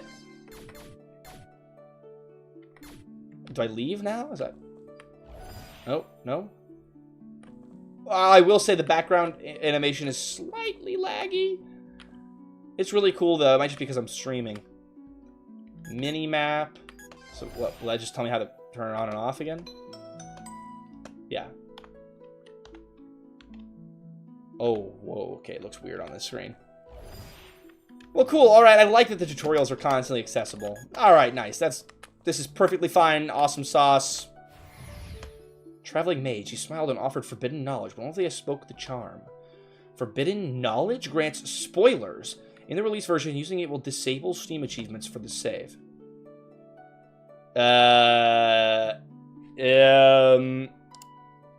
was not told to do this, so I'm going to not do this. And I'm curious what the purpose of having that is. I guess for people that really don't care about the story, or that care a lot about the story, maybe, and want additional details, or I don't know. Okay.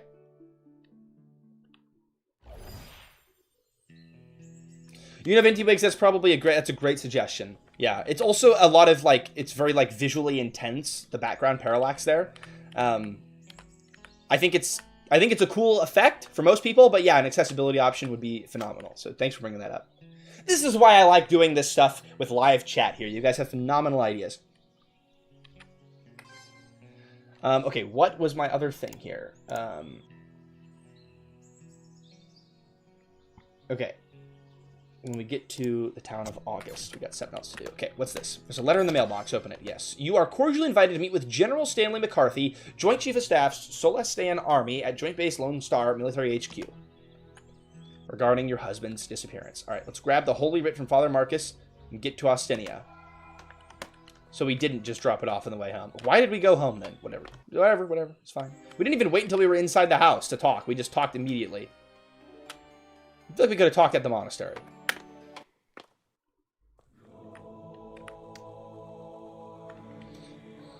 I do like how my party member's following me on the main map, but it will forever and always be a pet peeve of mine when your party member doesn't follow you on the normal maps. And I get it, this game's going for an old school vibe, and it's fine. But it's always my personal preference. Oh, give the treat to the dog! You're so right, I completely forgot. Hold on, everything stop. We gotta give the treat to the dog. This is very, very important. Now, yeah, so if it matters to you guys for playing a game, you can give the treat to the dog. So, pop it on your wish list if that's interesting to you. All right, let's do it. Give doggy treat. Yes! I think she wants to come with us. Whoa. Secret dog party member! Wait, for real? Oh, or is it just a cute cutscene? Oh, wait, that's awesome! She's a good dog, sweet and loyal. Oh, that's really cute. All right, well, canonical name Zoe. I love that. All right, phenomenal. That's a great addition to the game. That's cute. I know for some demographics, some people, that is a big deal thing. I'm glad that's there. Wait, the world is dangerous. Stay home. No. She's a good girl, and we will keep her safe. Better she comes with us than stay home alone. You know, dogs need to be with people. Cat can stay home alone, though. Cat doesn't give a fuck. That is real-world accurate for sure. That's cool. I love optional hidden stuff like that in games. That's really fun. Good addition, Dev. All right, now let's go grab this Holy Writ, and then we will be on our way.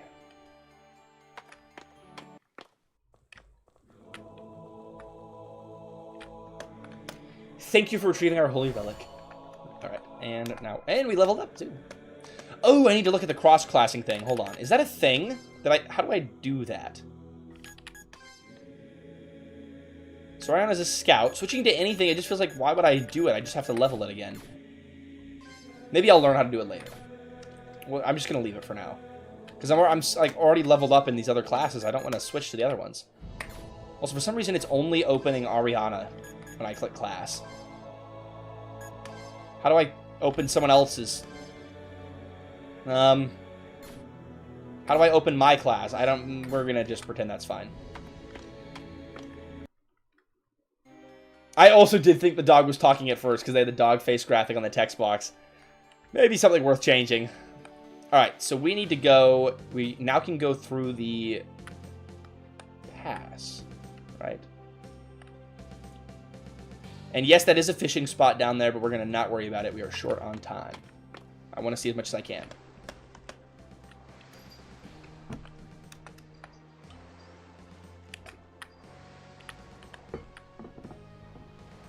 Left and right paddles to switch characters. Not sure which keyboard keys do it. Oh, okay, let's see. So, Q and E. Oh, it is Q. It's Q.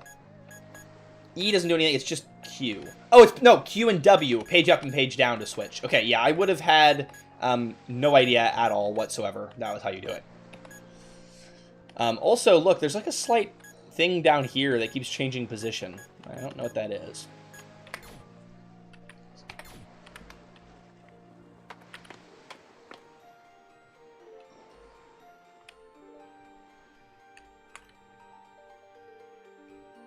Alright, let's go to the left then and visit the grave site of our dead husband.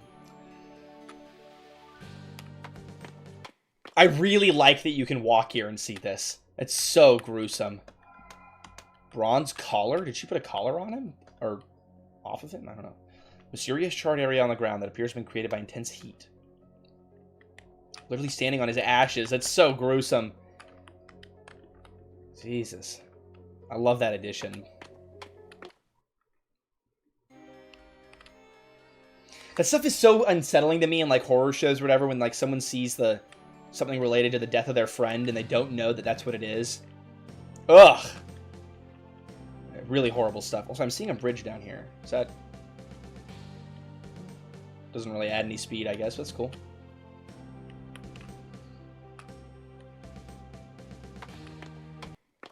I guess it adds some amount of speed. What is this area? Ostinia. Okay, so I need to go to the Ostinia Cemetery. Alright, per the email instructions. Let's go find it. Over here? Oh my lord, Ostinia is massive. I do remember it being pretty big, though. I don't think we got much beyond Ostinia in our last playthrough, so I'm going to try and not spend too much time here. I want to see as much as I can. Oh, there's some nice grass sound effects. And we got some whiskey out of the deal. Nice.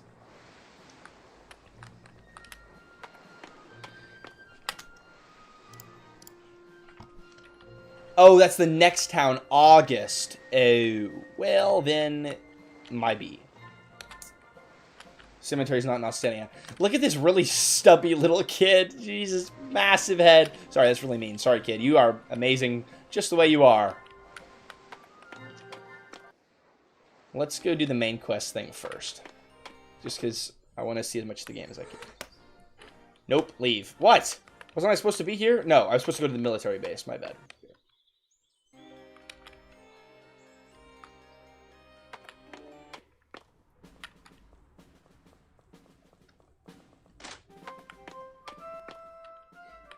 I love the music. ID, please. General McCarthy's expecting you. Office down the hall, left side. Okay, I remember there being like a weird, like, puzzly interaction there last time. That was straight and to the point. I appreciate that. Nice. Staff Sergeant, quick favor. Would you please... Oh, no. Okay, this is it. Would you please check on Private Ryan? He's deployed and his wife hasn't heard from him in weeks. It's a common name and I'm busy. Besides, if he stopped writing, his wife's worried sick. I'd appreciate anything you can do. Look, ma'am, what part of busy... I'll let General McCarthy know you didn't have time for a worried spouse. Wait, first name? James. She didn't say which branch. I don't remember why I'm remembering vague annoyance at this scene last time, but this is very smooth and cute and wholesome, too. I almost forgot about that side quest that I was doing. I'm no trouble at all, ma'am. I'll check all service casualty reports. Give me a sec. It's weird. They have a modern architecture and stuff, but they're still using paper instead of a computer system. Found your missing soldier. He's alive. He's in a forward hospital, but he... Oh. He's in a forward hospital, and he lost a leg? He's in a forward hospital. He lost a leg. I don't think you need butt there. Scheduled to return home in a few days. That's rough, but thank you. Hoorah, ma'am. Well, I'm glad he's alive, at least. I really like the wholesome themes of, like, looking out for each other and family and stuff. We need more of that in the world these days, I think. Also, there's a ton of optional NPCs to interact with. Oh, and they gave the XP, too. Hold on, are they mostly just tutorials? Nope, there's also some actual stuff. That's cool to have a lot of optional NPCs filling up the world. I like that. I don't have the time to look at them all. I'm trying to see the main stuff, but that's cool. I just wanted to acknowledge that. Oh, hi, Gigi. Are you coming to say hi to the stream? No, you're just showing me your butt? Okay. Elena, good to see you, even under these circumstances. Same here, Stanley. No word on Farkle? Guessing not. Gunny's team came up short. But Farkle's tough. He'll surface. I think he turned into dust, but we'll remain optimistic. You've got family nearby, right? Stay with him tonight. President wants to see you tomorrow. Understood. Thanks, General. No problem, ma'am. Receive 50 XP. Receive presidential orders. Alright. Oh, well, that was a short conversation, okay.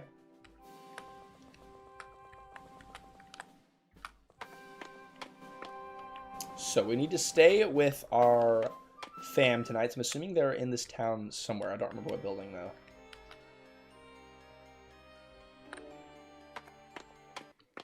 This is a 2-hour stream. We're probably going to go for another 50 minutes, though, because I continually yap, which it cuts into the time.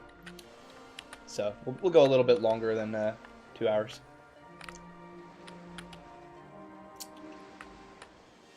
Okay, I think the family was over in this area here. Actually, let me see if is there a quest tab that would tell me that? Hold on. Go to Austinia, find the Austinian suburbs, and speak to Tommy in the house with the blue roof. Okay.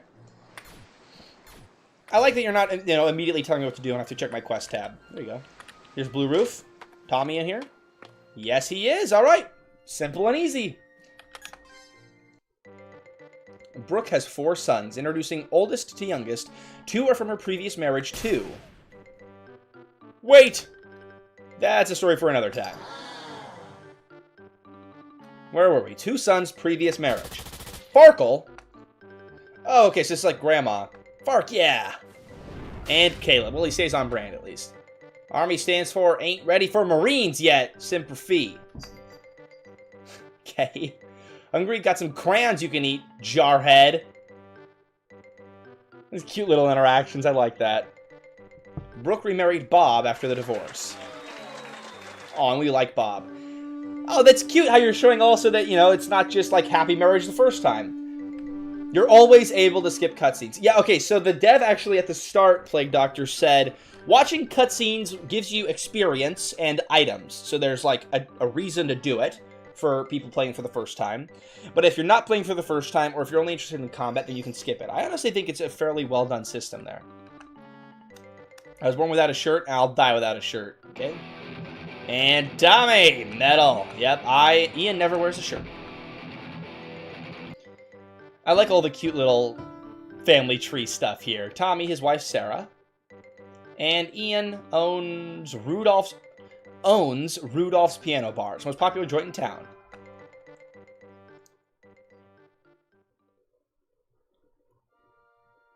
Okay, so this is Tommy and his wife, then.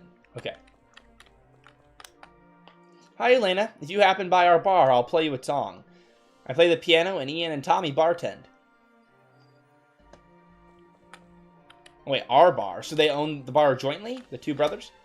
Hey, Elena. Of course you can stay. Couch is yours. Sleep tight. Well, I didn't even ask, but thank you. I appreciate that. You read my mind. Maybe you have, like, one text box that says, hey, can I stay here? What the fuck? I don't even remember this happening last time. The where matters... Actually, I do have a vague memory of it. Less than the why. Also, you're using RTP face graphics, but there is some custom stuff. Like, that guy's face graphic, that's some custom cloak stuff. I like that. You know something about my missing husband? Exactly. Who are you? Not important. Where's Farkle? Since you love asking questions, you get 3 more. Yes or no only. Break the rules and lose what's left. Ask when ready. Is he alive? Depends on your point of view. Well, that's not helpful at all. It's not a yes or a no, but I guess it's sort of helpful. Okay. I'm noticing sometimes the sentence doesn't have a period at the end of it, which is not a big deal when it's like an open-ended thing, but that probably could have used a period. Oops, I did not mean to jump scare you guys. Sorry about that. Do you know where he is? Yes. Where is he? Until next time. Well, hey, bastard! Well, at least we vaguely know that he's alive. Showing the character being interrupted. So, Red Canopy, when I am showing the character being interrupted, I do like a little hyphen at the end of my sentence. I'm actually curious, because I don't know what the general writing convention is for that. So, let's do a poll and ask people what they think. Best way to show character being interrupted. So, we'll go with, like, just have no period. And sentence, well, just have no period. Have a, I think it's called a hyphen. And then we'll do like a, have the text auto continue. I personally dislike when text auto continues because it can throw people off if they're not perfectly paying attention, and it's really bad for live streamers, but I did do it in my first game, Amy, and I know it's a convention. I know some people like it, so we'll see. What do people think about that? I could add regular dash. M dash to make people think, hey, I wrote your script. Yeah, I didn't. Yeah, I meant regular dash, not a M dash at the end. But yeah, it also sucks that we have to avoid the M dash now, but that's smart that you're thinking like that, because yeah, people will assume that. I think there were M dashes the last time actually I played your game, and I think I had that assumption. Or I said something about it. Correct me if I'm wrong. I don't actually fully remember. But I have not gotten that impression once. This time around. Okay, so to the president. It seems like people are generally preferring the hyphen. Which is good to know. Actually, I had no idea what the convention is. That's just how I always wrote it in my video scripts. And I just kind of kept doing it for my games also. The ellipses to end a sentence. See, I use ellipses also, but I use ellipses more as like a trailing, like a dramatic trailing off.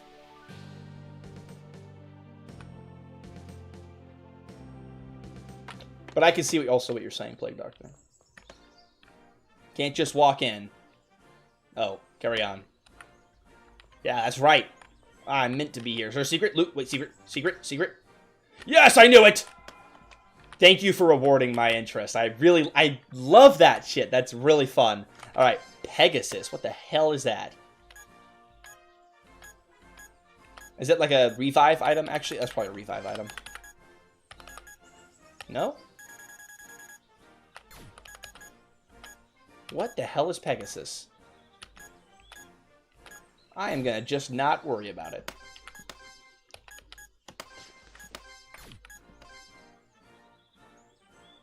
Oh, Pegasus is an item? Oh, am I fully blind? Wait. I'm fully blind. Wow. Teleports the party to any town visited. Well, that's handy. I like that. Jesus. Hey, it's hard paying attention to everything when you're streaming. Is that meat cleaver good? Can I give the dog the meat cleaver? Hold on. Okay, she can only equip that.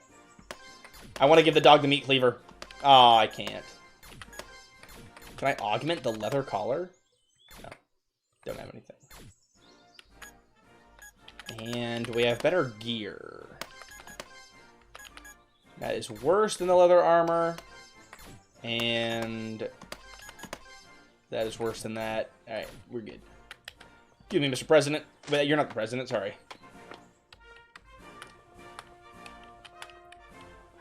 Oh, right, he is down here.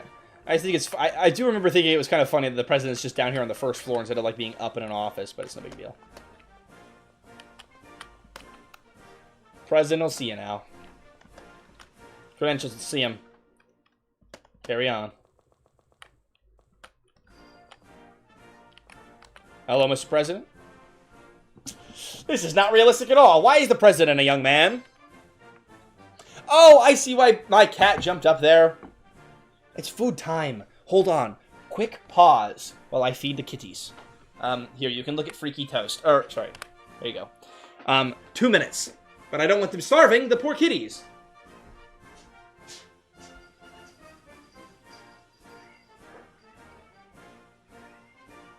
You hear them meowing?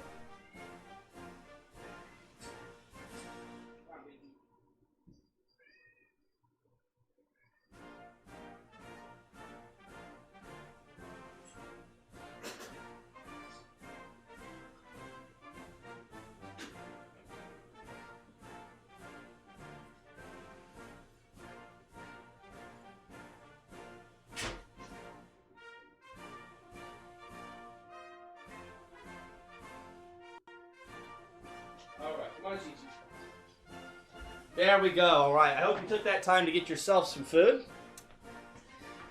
Or, you know, hang out and touch yourself. You know, whatever you prefer. There you go. Now the kitties have some food. And we shall continue our gaming. Thank you for all you sacrifices, military spouse. And I'm sorry about your husband. Thank you, Mr. President. Caleb says you're searching for him. Any chance I can convince you to let our troops handle it? No, sir. I'm not stopping until he's found. Didn't think so. You're headed to August, right? Yes, sir. Austinia Tunnel's closed for repairs, but here's the key to the old footpath. That path's overrun with monsters, isn't it? It is, but I trust you can handle it. Oh, right, that's the dungeon we got lost in for like a million years last time. I heard there was a major rework, so we'll see. We'll manage. Thank you, sir. Good luck. Stay safe. I will say, sometimes it's really nice to play an optimistic game. Like, this is a very feel-good game. Everybody's very kind and helpful and supportive of one another. Thanks for teleporting me out, I guess. No need to make me walk back out, I guess. Although I guess I missed some whatever I didn't explore. What was that?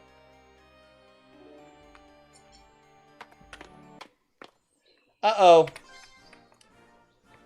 The screen appears to be stuck black. I remember this happening last time, too. Oh, there's a weird, I don't know if this is helpful. There's a weird icon in the top left over there.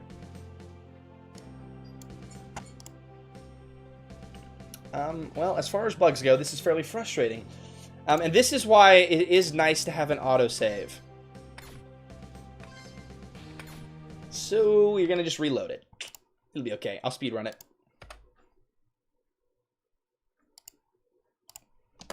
Yeah. It's okay. That always happens, I swear to God, when you send the game to somebody to play. I did not mean to hit new game. Damn it. When you send the game to somebody to play it, and you run into a bug that's never happened before, that shit is so unbelievably frustrating. I'm sorry that happened. How far back was this? No way!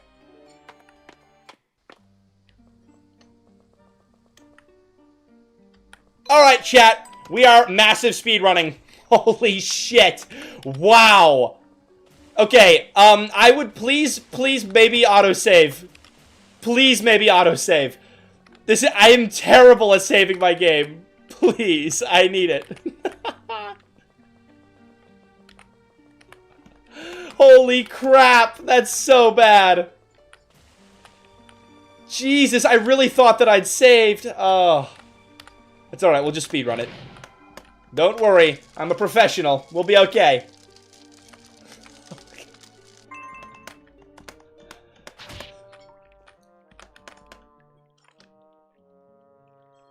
That would also probably be a good idea, putting in a save reminder. Oh, that's rough. Dev, I'm so sorry. Don't worry, we're professional speedrunners, okay? We're going for world record.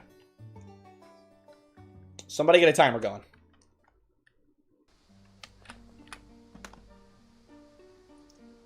Well, I don't know if it's your fault. I mean, we're gonna just have to skip the dialogues, too.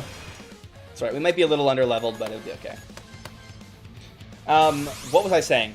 It's not always your fault when that stuff happens. I mean, you know, sometimes bugs just pop up that are totally out of our control, and it's like, well, fuck, you know? You do your best as a dev to avoid them, but you can't always.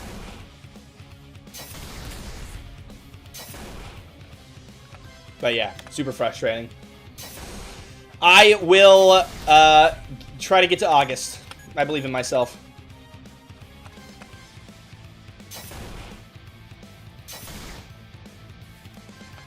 Oh, I should have used initiative. I should definitely slow down a little bit.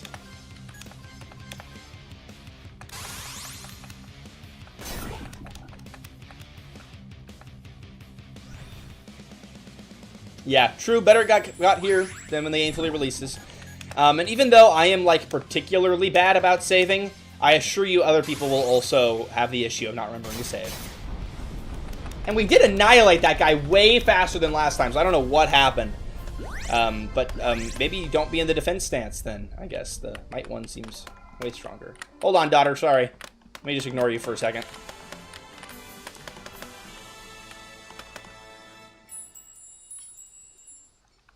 Hold on. Just gotta click faster. All right, go, go, go, go, go.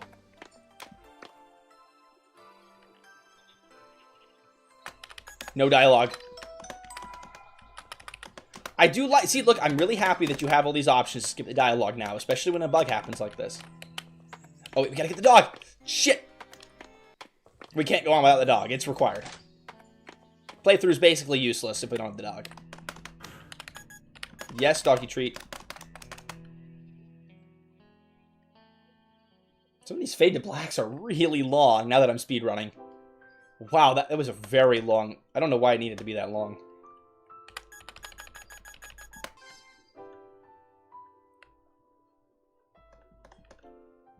Alright. We're close. I believe in us. We're pretty close where we were before. We just gotta grab the thing and then, you know, click enter a few more 1,000 times, and then we'll be there. Right, I should probably save the game. I cannot believe my last save was this far back. That is wild. Like, Jesus.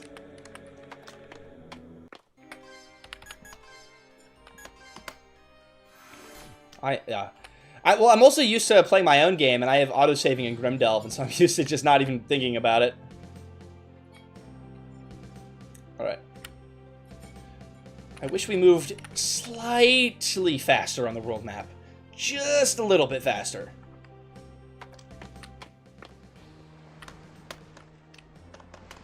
I think when you're trying to speedrun it and get back to somewhere, it does help show you things that were maybe a little bit tedious the first time around that you didn't notice. It'd probably be nice if we could go a little bit quicker.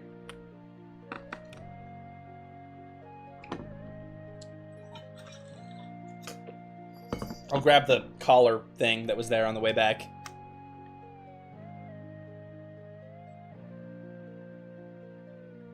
You know what? This feels a lot longer than I remember it being.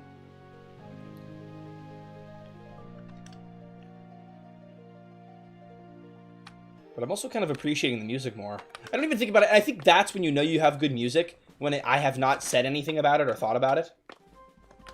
Walking's only an issue in the beginning. Alright, well, if there's a way to remedy that speed later on. I guess the world map's not too big right now. Did I complete that quest, by the way? Yes, okay. Thanks for hanging out, Benjamin. We appreciate your suggestions and your time hanging out with us. You have a good rest of your day. Alright, no dialogue. Look at this, though. We're making We're making great time. We're almost back. But this also all puts it into perspective, doesn't it? I mean, it's like, you spend all this time making a game. You add all these side things, whatever. And if the player takes their time, you know, it'll take a while. But if the player speedruns it like this, stuff flies by. Like, you can zoom through all that hard work super quick. Quick little stop over here in the suburbs. We're almost there. No cutscene once again. We are going to be massively behind on levels, but not a big deal. I believe in my gameplay skills.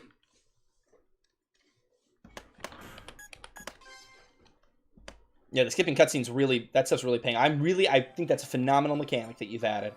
And it's something I'll consider in Grimdelve. I currently only have a thing where you can skip, like, the opening sequence in its entirety. But then there's still some redundant stuff that players who've already played probably will find annoying. But, yeah, good job. I was smart to include.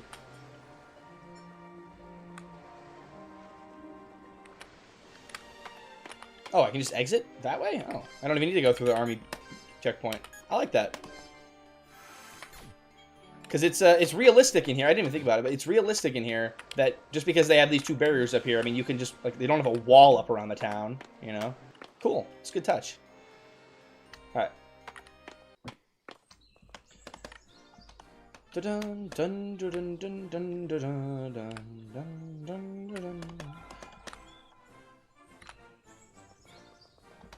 Also, I got cut off. I cut myself off in the middle of talking about the music, but I think you know you have good music when people aren't saying anything about it. So you have good music. It blends into the background and elevates each scene perfectly fine. So you've done great picks there. I don't know if you've gotten it composed for the game specifically. I'm assuming most of them are. There you go. Okay, no black screen that time.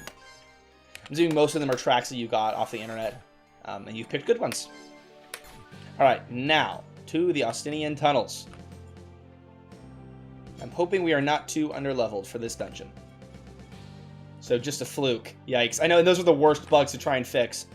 Because you don't know when the hell it's gonna, when it's gonna come up again, or how to replicate it or anything. I wish you luck in solving that one. Actually, I do remember a black screen bug the last time we played, which is what caused the having to reload and replay some of it last time, I think. So if you go back to that last stream, when did that black screen bug happen? Because if it was at the same point, then maybe there is a pattern there.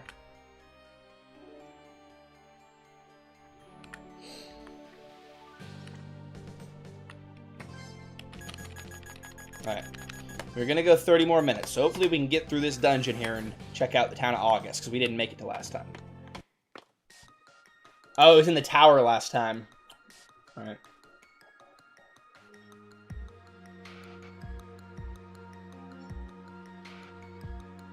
Okay. Damn it, stupid gate's locked. Well, good thing we have the key, and we randomly find our son, too. I forget that the whole gang comes together like this. I really like it. It's sweet. I only find the whole family. Oh. Oh, anime? Shit! He's got anime boy glasses. So, you know, middle child of Elena and Farkle. Anxious, brilliant, and full of empathy. He hides behind calm words and deep thoughts. He fears the world, yet walks into it hoping to find faith and maybe himself. Alright, Jacob. This is the first time we've had anime music, by the way, for any of the characters. I guess the music is meant to characterize them a bit, too. I like it.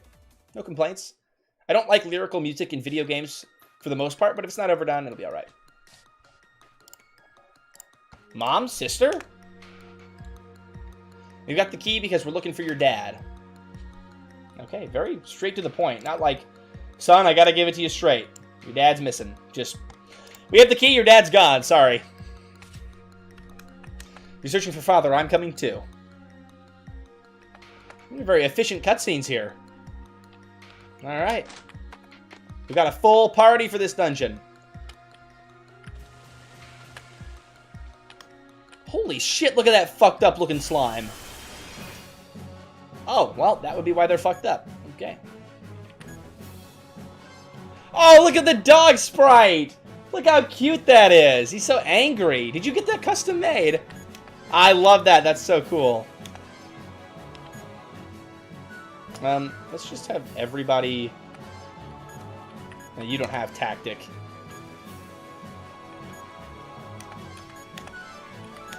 You do. Let's have you do magic. I think you're the magic caster. I don't remember.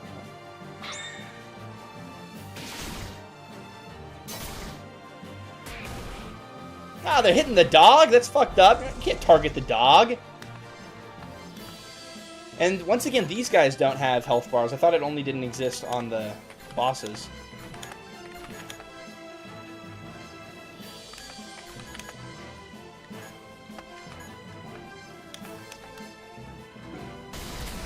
Damn, annihilated that guy.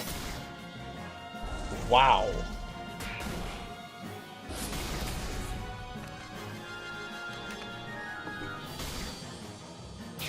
Well, it seems like our team comp's pretty good here. Oh, health bar once you've killed one for the first time. I would also maybe... You have a lot of hidden mechanics in this game, which is fine. But it would be cool if it's like... Like, if there's like a bestiary or like some reason for that mechanic to exist. Like, why can't I see the health bar? Oh, it's because you haven't learned about this enemy. And once you learn about them, then they're in a bestiary. But also, you already have enough like things in the menu here. I don't want you to add another one.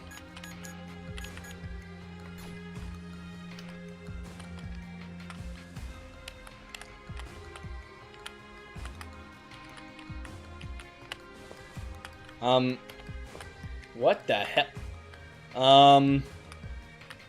Is that like me sliding across it? Because there's no vines there.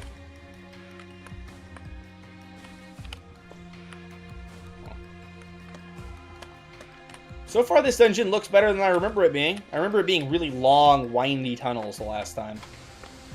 Oh, this is definitely different. That's a cool set piece. I love that. Sick.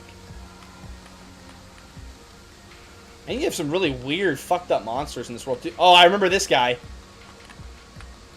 Yikes. All right, let's fight this guy. I'm curious. I want to see him. He's a lot fatter here. That's a bad thing. My favorite man type, after all, is large, fat men. I'm scared of this cave troll, so let's focus him.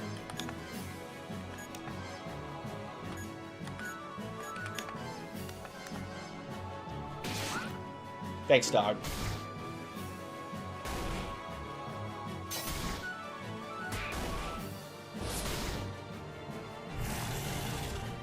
Well, shit.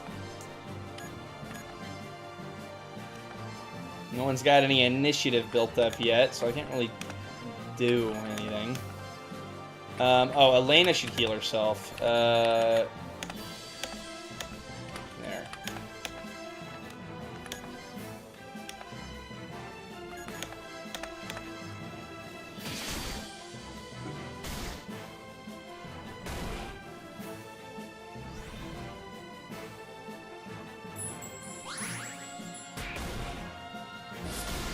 There we go. Okay. Troll's pretty damn intimidating. I wonder what the hit chances are for that stun move, by the way. I'm assuming because it's free and the dog can just infinitely do it, the chance to actually stun is fairly low. Which is fine. The dog's more like a fun added bonus than anything else. You know, because I think most players probably won't get the dog.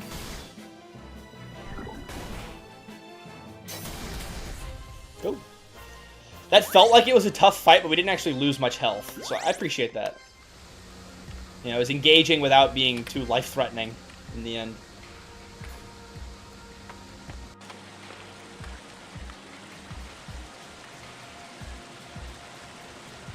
Cool little puzzle! Nice! Okay, so we get in the water, it pushes us down, and so we've got to navigate ourselves where we're going to go. Oh, and get out before you die! That's fun! There you go! Okay, I am a huge, huge fan of that. That is sick. That's a mechanic I don't really think I've seen before in an RPG Maker game. Oh. Cool. That was easy enough. You have several hidden characters that are optional. I really like that stuff. That's so fun. If the players put in the effort and the care and the time, they can find them. What does that item do that I just got? Hold on.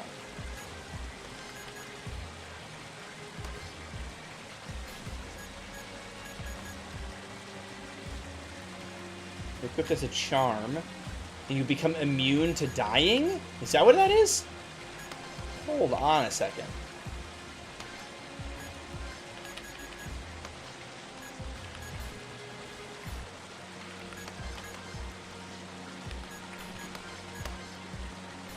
No room to augment that, I guess. Ooh, but we can add... Ooh. Some new kinds of magic here. I think we should have heal on for them. And then let's put some magic augments over here on our magic guy. Lightning. I don't really know what's best, but I'm a lightning guy. Still no accessories. That's alright. Alright, well, let's, I guess going down this way will get us out of here? No? Oh. Oh, I can swim back up. Thank God. Okay. It's just really, really painful. Okay. Oh, that is where I go. Okay. That is not very clear that that's where I'm supposed to go. I wonder if you could add some sort of indicator. I figured it out because it's a relatively small area, but still. Also, look at all these cool different ground textures. I love it. And some puzzle? Cool. Not, like, crazy, but fun and break stuff up a little bit. Political satire? What the fuck is that? not in here. Okay, and once again... Oh! Oh, it's in a... Okay. Induces anger, raising initiative faster, but you lose 30% accuracy. Does the dog have initiative moves? I don't know. Let's do a fight. Oh, I did turn off the mini-map. Well, that will be it then.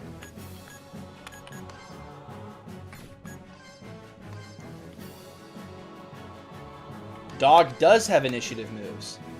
Then I'm going to give that to the doggy. I need to make the doggy OP. Because I don't want to lower the accuracy of any of my other guys, because they're hitting for a lot and doing, you know, they're all doing my main damage. But the doggy's fairly weak, so if I can get his initiative up, then he can be a lot more useful. Is my thinking. Alright, so let's equip the accessory. There we go. Alright, we're going to get an overpowered doggy.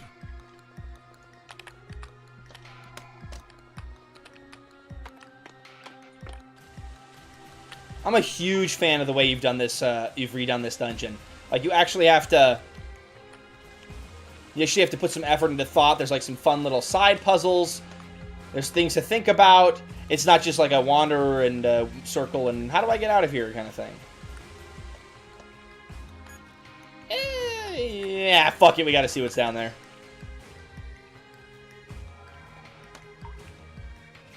Cool. All right. Now, it makes me think that there's going to be like a, you know, mimic at some point or something. Also, this doesn't really show the exit.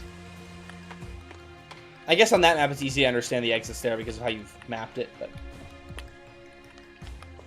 Fun little jumping stuff, just to switch things up. I like that. So this one shows the entrance over there. Doesn't show the exit. Once I've used the exit, does it show it? Nope.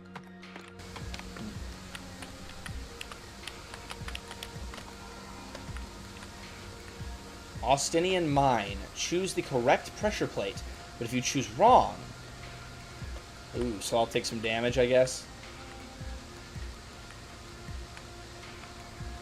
Can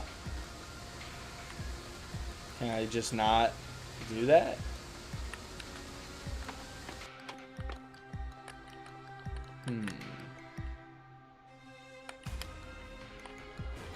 Oh, I need my lantern. I can't see shit in here.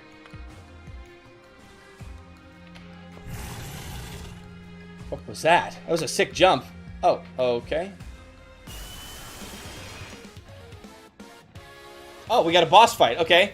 Don't worry. We're locked in. We've got Zoe buffed up. We're going to get some crazy damage going on. And we've got our revives here from Elena, who also is my tank with most damage. I think I couldn't be better built. Let's try getting bleed on there. And then you have magic now, so let's see if Lesser Bolt is any good against this guy.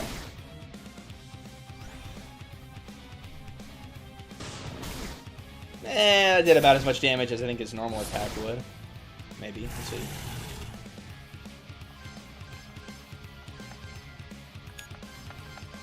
Let's try his normal attack, see how much it does. I did a little bit more, I guess. Swing Lightning.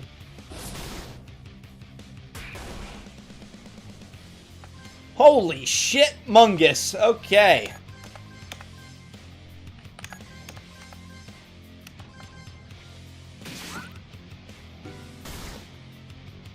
Jacob is by far my biggest damage dealer, by the way. He does a lot in comparison to everybody else. Why are they all targeting the dog? Damn! Real bastard enemies over here. Also, I feel like I'm barely building up any initiative. Like, look, Ariana's built up literally none over the course of this fight.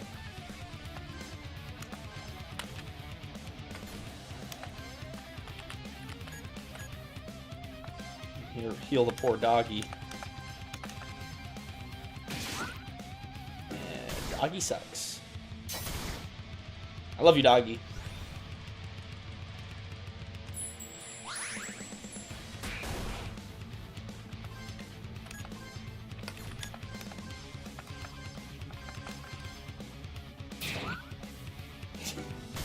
Doggy just cannot hit his hits.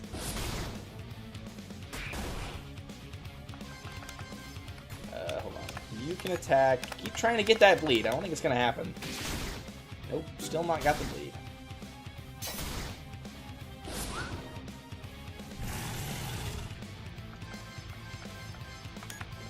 I guess I'll just go for the stuns at this point. He's probably high enough health that a bleed wouldn't even really... Or low enough health that a bleed wouldn't be super helpful. Maybe I'm wrong. Damn, am I really under level?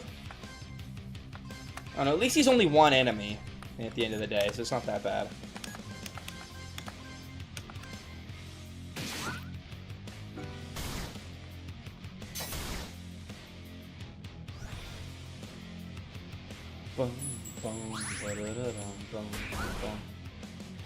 Jesus.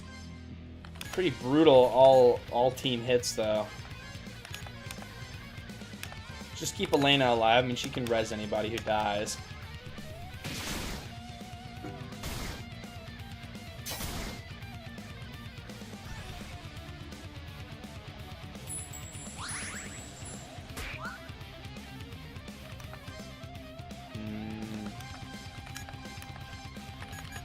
Jacob now needs some health. I don't want him to die. He's by far and away doing my most damage. This guy is really just a real meat shield guy over here. He's taking a lot of hits. Okay, so only a direct hit from the guy is actually building initiative. I mean, look at that. He went from nothing to a fuck ton. And these guys have all... I don't think any of these three have built up initiative in this fight at all. I'm curious what's happening there.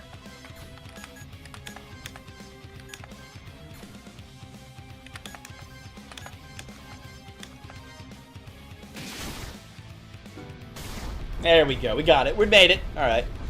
Once again, just as I was feeling like, damn, this is going on for a while, we managed to make it through. And a lot of XP for it. That's good.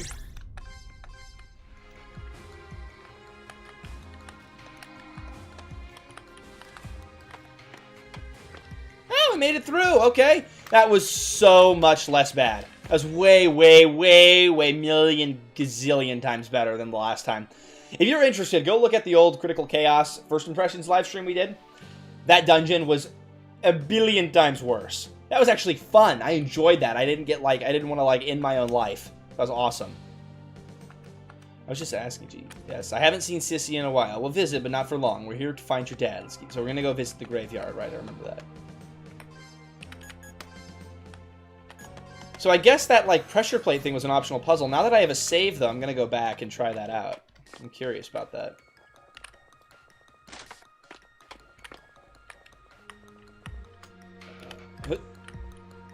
Alright. Alright, so how does this pressure plate thing work? Oh.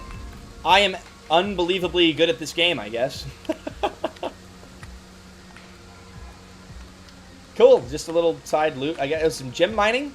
I have a pickaxe! Did my pickaxe get, taken from me or something? Oh, did I not pick it up?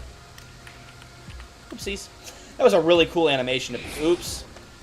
Of those things coming in, by the way.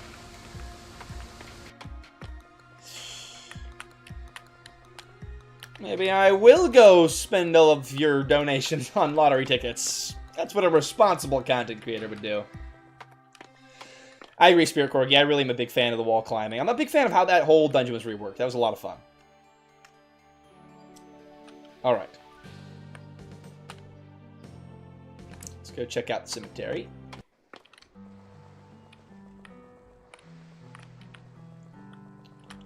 I also really want to go to an item shop here. Or more like a weapon shop and get some upgrades going. I haven't really been using items. I'm sure I probably should. Oh, you can use this? Oh, no. You can only use it at open world or save points. Okay. Lot of stuff.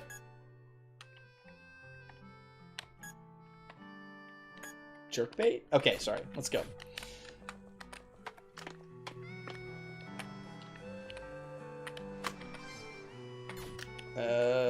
Here we go. Weapon. Alright.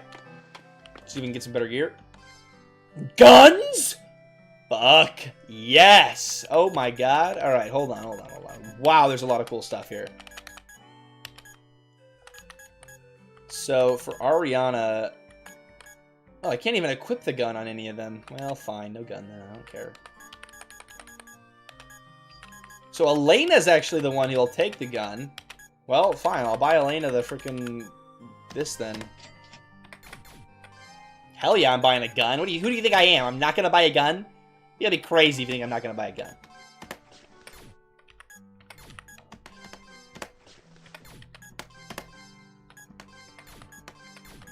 I can't mod the gun with anything that I have yet, but that's alright.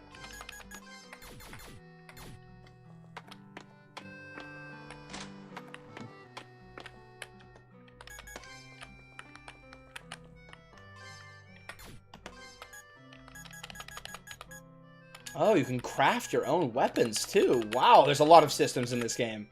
I appreciate that you didn't overwhelm me with tutorials for this right away, by the way. I guess I'll sell my... Yeah, I'm not going to use this stuff.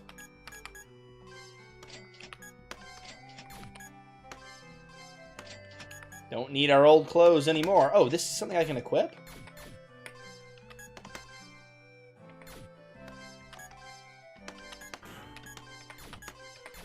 Bronze collar. Who does that go on? Maybe for the doggy. Oh, it is for the dog! Oh, that's so cute. So Farkle had the collar with him while he was out and about.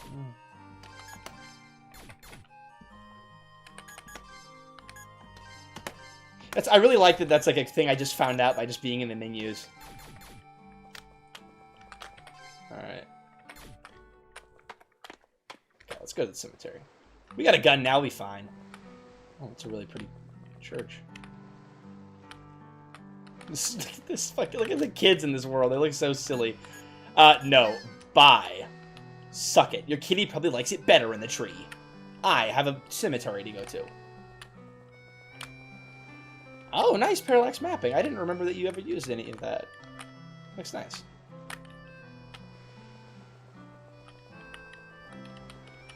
I really love the peaceful town music. I feel so chill right now. This is called Critical Chaos, and there's a free demo out on Steam right now, Slimmy. If you go into the description of this live stream, you can find the link to it. It would really help the dev out, actually, if you would pop it on your wish list or check out the demo. Because there's a whole lot to find in this game that I have not shown.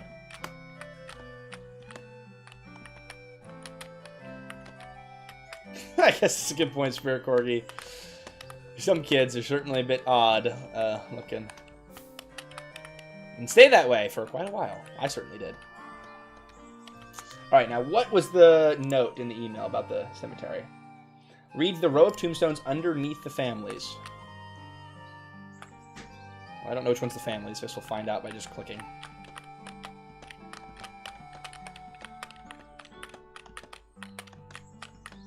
Do I not have the quest to do this yet?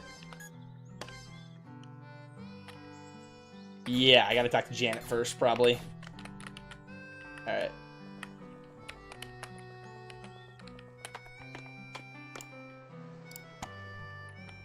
Oh, bottom row.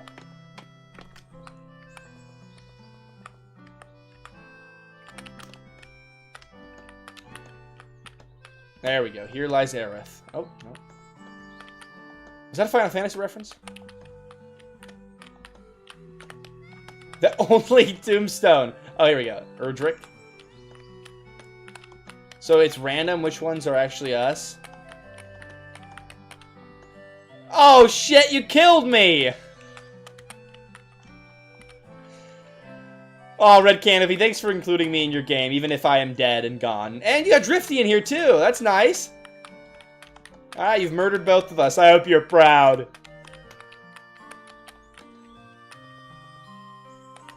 That's really sweet. Wow. In the, you know, in the years to come, when ToastyTime eventually fades and Critical Chaos will still always be there, and I'll always be there in the grave. Whoa, weird collision here on this lantern. Janet Bluehouse, or Orange, no, it's Orange Roof, actually. here. I like that way of doing directions. You don't think I've got what it takes to join the old guard? I was the first Grey Mage at the Arcane Magic Academy. Grey Mage, Schmay Mage. I'm a higher level, and you'd get wrecked in the wild. I love the way everyone talks in this game. It's so endearing. Shut up. No, you shut up. Enough, both of you. Oh, hey, Mom. Honestly, incredible way to bait YouTubers to play your game. Yeah, it is. It's kind of a traditional RPG Maker thing. I remember that being a thing when I first started making RPG Maker games. I think my buddy Tron has been working on Our Dying World for years and years and years now. He has a cemetery with YouTuber names on it and whatnot. It's a bit of a staple of the community, so I like it. It's sweet, and I like that tradition still happening. That's what makes us feel like a community. We're unfortunately not going to get to the tower that we made it to last time. Oldest of Elena and Farkle's children, a sharp mind tangled in ego, a leader at heart. If he'd just get out of his own way, selfish, stubborn, painfully clever, and biggest battle is with himself. Brendan! Alright. I love the default RPG Maker music. It'll always, like, if I ever hear it, I'll be like a sleeper agent. You know? I'll be like 80 years old and I'll play it on my deathbed and I'll go, "Ugh, I'm not done yet!" I gotta criticize the game for having default music. Just kidding. That's like the first default song that I've actually noticed. And it lasted 10 seconds. Brendan, why are you standing on that chair? You're a bit of a silly goose. Let's go find Dad. You think I'm a high enough level to be on the old guard? Well, I'm gonna just not respond to you. Fuck you, kid. I'm out. Is that not default music? Maybe it's just really common music. I've definitely heard that song before. Maybe it's just been used a lot. Also, what's happening with this door? I can't walk on it for some reason.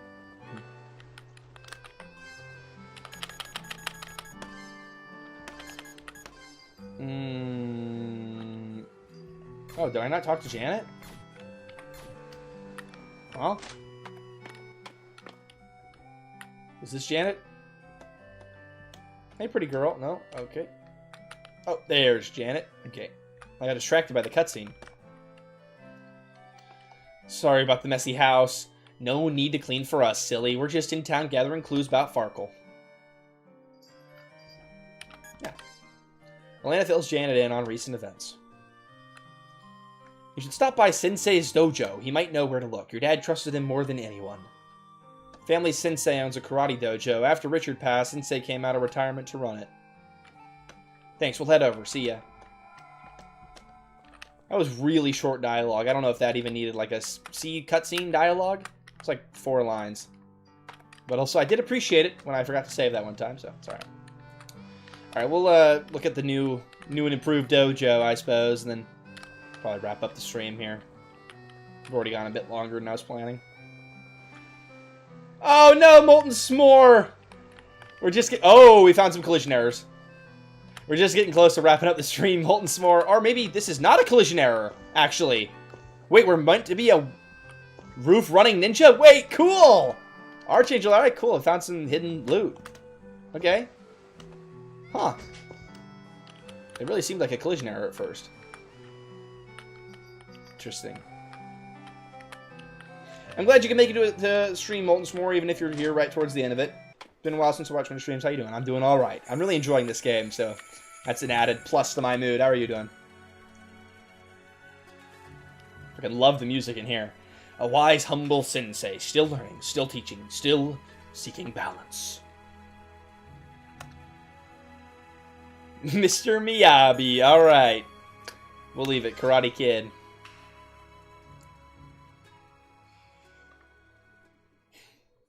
I mean, you know, all those Asians, they all have the same names and faces anyway. I couldn't resist it. I'm sorry. Let's pretend I didn't say that, right? It's fine. It's just a silly joke. The joke was right there. I just couldn't resist it. It's not my fault. Mr. Miyabi, it's good to see ya. Good to see you too, Elena-san. Elena explains what's happened. Much has changed. You seem more balanced now, Elena-san. Now that your husband's gone, you seem a lot more balanced. Could be construed that way, Mr. Miyabi, but alright. I'll trust your wisdom. Wait, Mom, how do you know Mr. Miyabi? Who said that? There was no face graphic. You taught your Grandpa Richard karate. Dad taught me, your uncles, and Auntie Janet. Mr. Miyabi, can you teach me to be a ninja? No! Fuck you, Brandon! Lesson not just karate, lesson for life. That's what Dad used to say. That example of balance. Thanks for seeing us, Sensei. Okay, but where do we go? Then honor your roots. Go pay respect. I just did that. Well, fine. Fine, I'll go to the cemetery. He didn't even help me at all. Oh, I totally thought... Well, now this looks poorly about me. I totally thought that Mr. Miyabi was the Karate Kid name. Mr. Miyagi? Well, you know what? I'm a real American. Can't tell the names apart. Okay. We'll end on a final wholesome scene of reminiscing on family. Here lies Travis Michael, Elena's firstborn, lost in a car wreck when Elena was 19. Travis was only a newborn. I love you, baby boy. I miss you. It's okay, Mom. We'll see him again someday. Oh. It's really sweet. Okay, now all the family's back here. Here lies David. Hey, baby brother. I'll see you soon. Here lies Johnny. Hi, Bubba. I love you. Here lies Anna Maria, Elena's mother, passed from illness 7 years ago. I miss you every day, Mama. I miss Nana, too. Why does anyone have to die? It's part of life, baby, but we'll see them again. That's what I believe. If you say so. Here lies Richard, Elena's father. He and both sons were lost at sea 18 years ago. That was a really sad scene, like almost out of nowhere. Hi, Dad. I miss you. Mom, what was Grandpa like? Smart, strong, kind, but if you asked him, he'd just say balanced. He was Mr. Miyabi's best student. Whoa, something glowing on the headstone. That's kind of awesome, but also creepy. Wait, there's something glowing? A key? That was never here before. Mr. Miyabi, you old fool. Did he set this up for us? Or, no? Sure. Dad, how is this possible? Call it a vision. Ego-Sim told me to help you find balance. A vision? I've missed you for so long. I've missed you too. I wish I'd met your husband, your kids, but I'm glad Farkle's been good to you. This is really... I don't know. Maybe it's because I'm really hungry. I'm getting a little delirious, but this is making me emotional. This is really sweet. Listen, we don't have much time. And it's probably because of all the time you've spent actually fleshing out these characters as real people and giving them, time to... even though there haven't been a lot of individual scenes with them, you've given them all a moment when they were introduced. Alright, go to the Tower of Light. That's all I'm allowed to say. It won't be easy, but I believe in you. I wanted to tell you so much. I know, but I'm always with you. We'll meet again, Ego-Sim willing. Tell the kids I love them, and tell Mr. Miyabi thank you. Dad, no.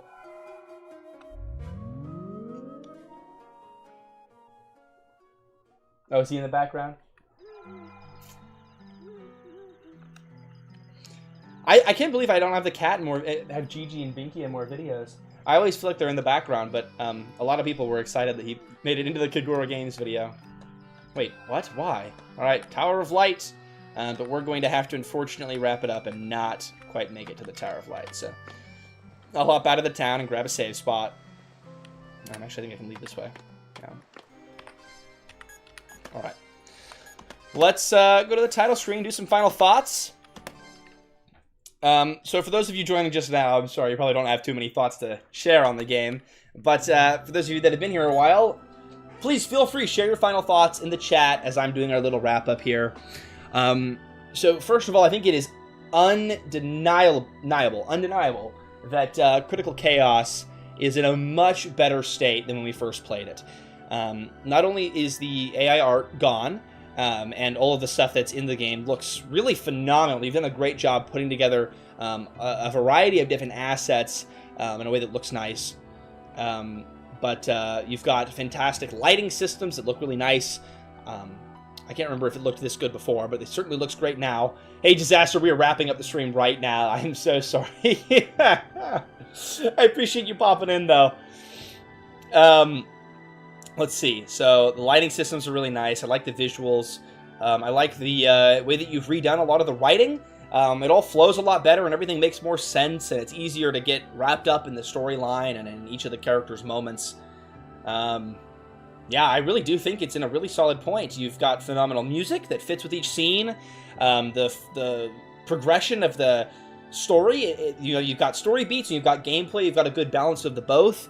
I never felt like I was reading way too much text or doing way too long a gameplay sequences this time. The way you reworked that dungeon is phenomenal. It is a lot more engaging now, and it's really fun to play through.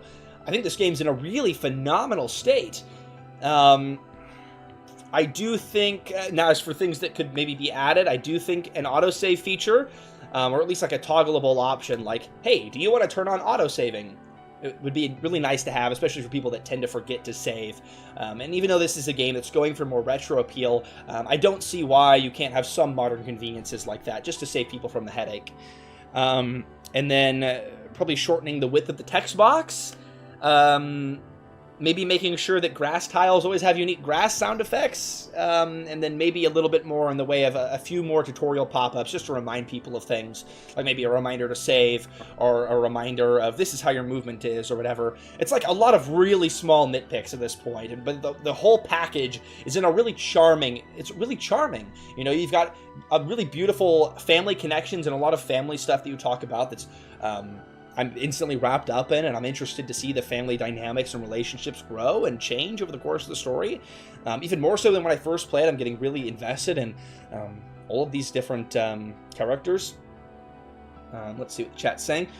I think this is a solid game. At this point, the key is now getting it in front of people who'll vibe with it. Absolutely. I think there's a number of people in the in the ToastyTime Discord that have some experience with marketing and with running ads for their games. I think Reddit ads would probably be a good thing to look into for this game. You know, my live stream will help, but only so much. And I definitely look into that. I think this game definitely is now in the needs to work on marketing phase of things. And getting in that custom artwork, you said that you have a lot of artwork in progress right now. I think getting that in now is going to be really beneficial because that'll make the package look really beautiful. To be clear, I don't think you should expect to make $1 million bajillion, but I think you should expect to reach a small audience, people who enjoy the humor and the family.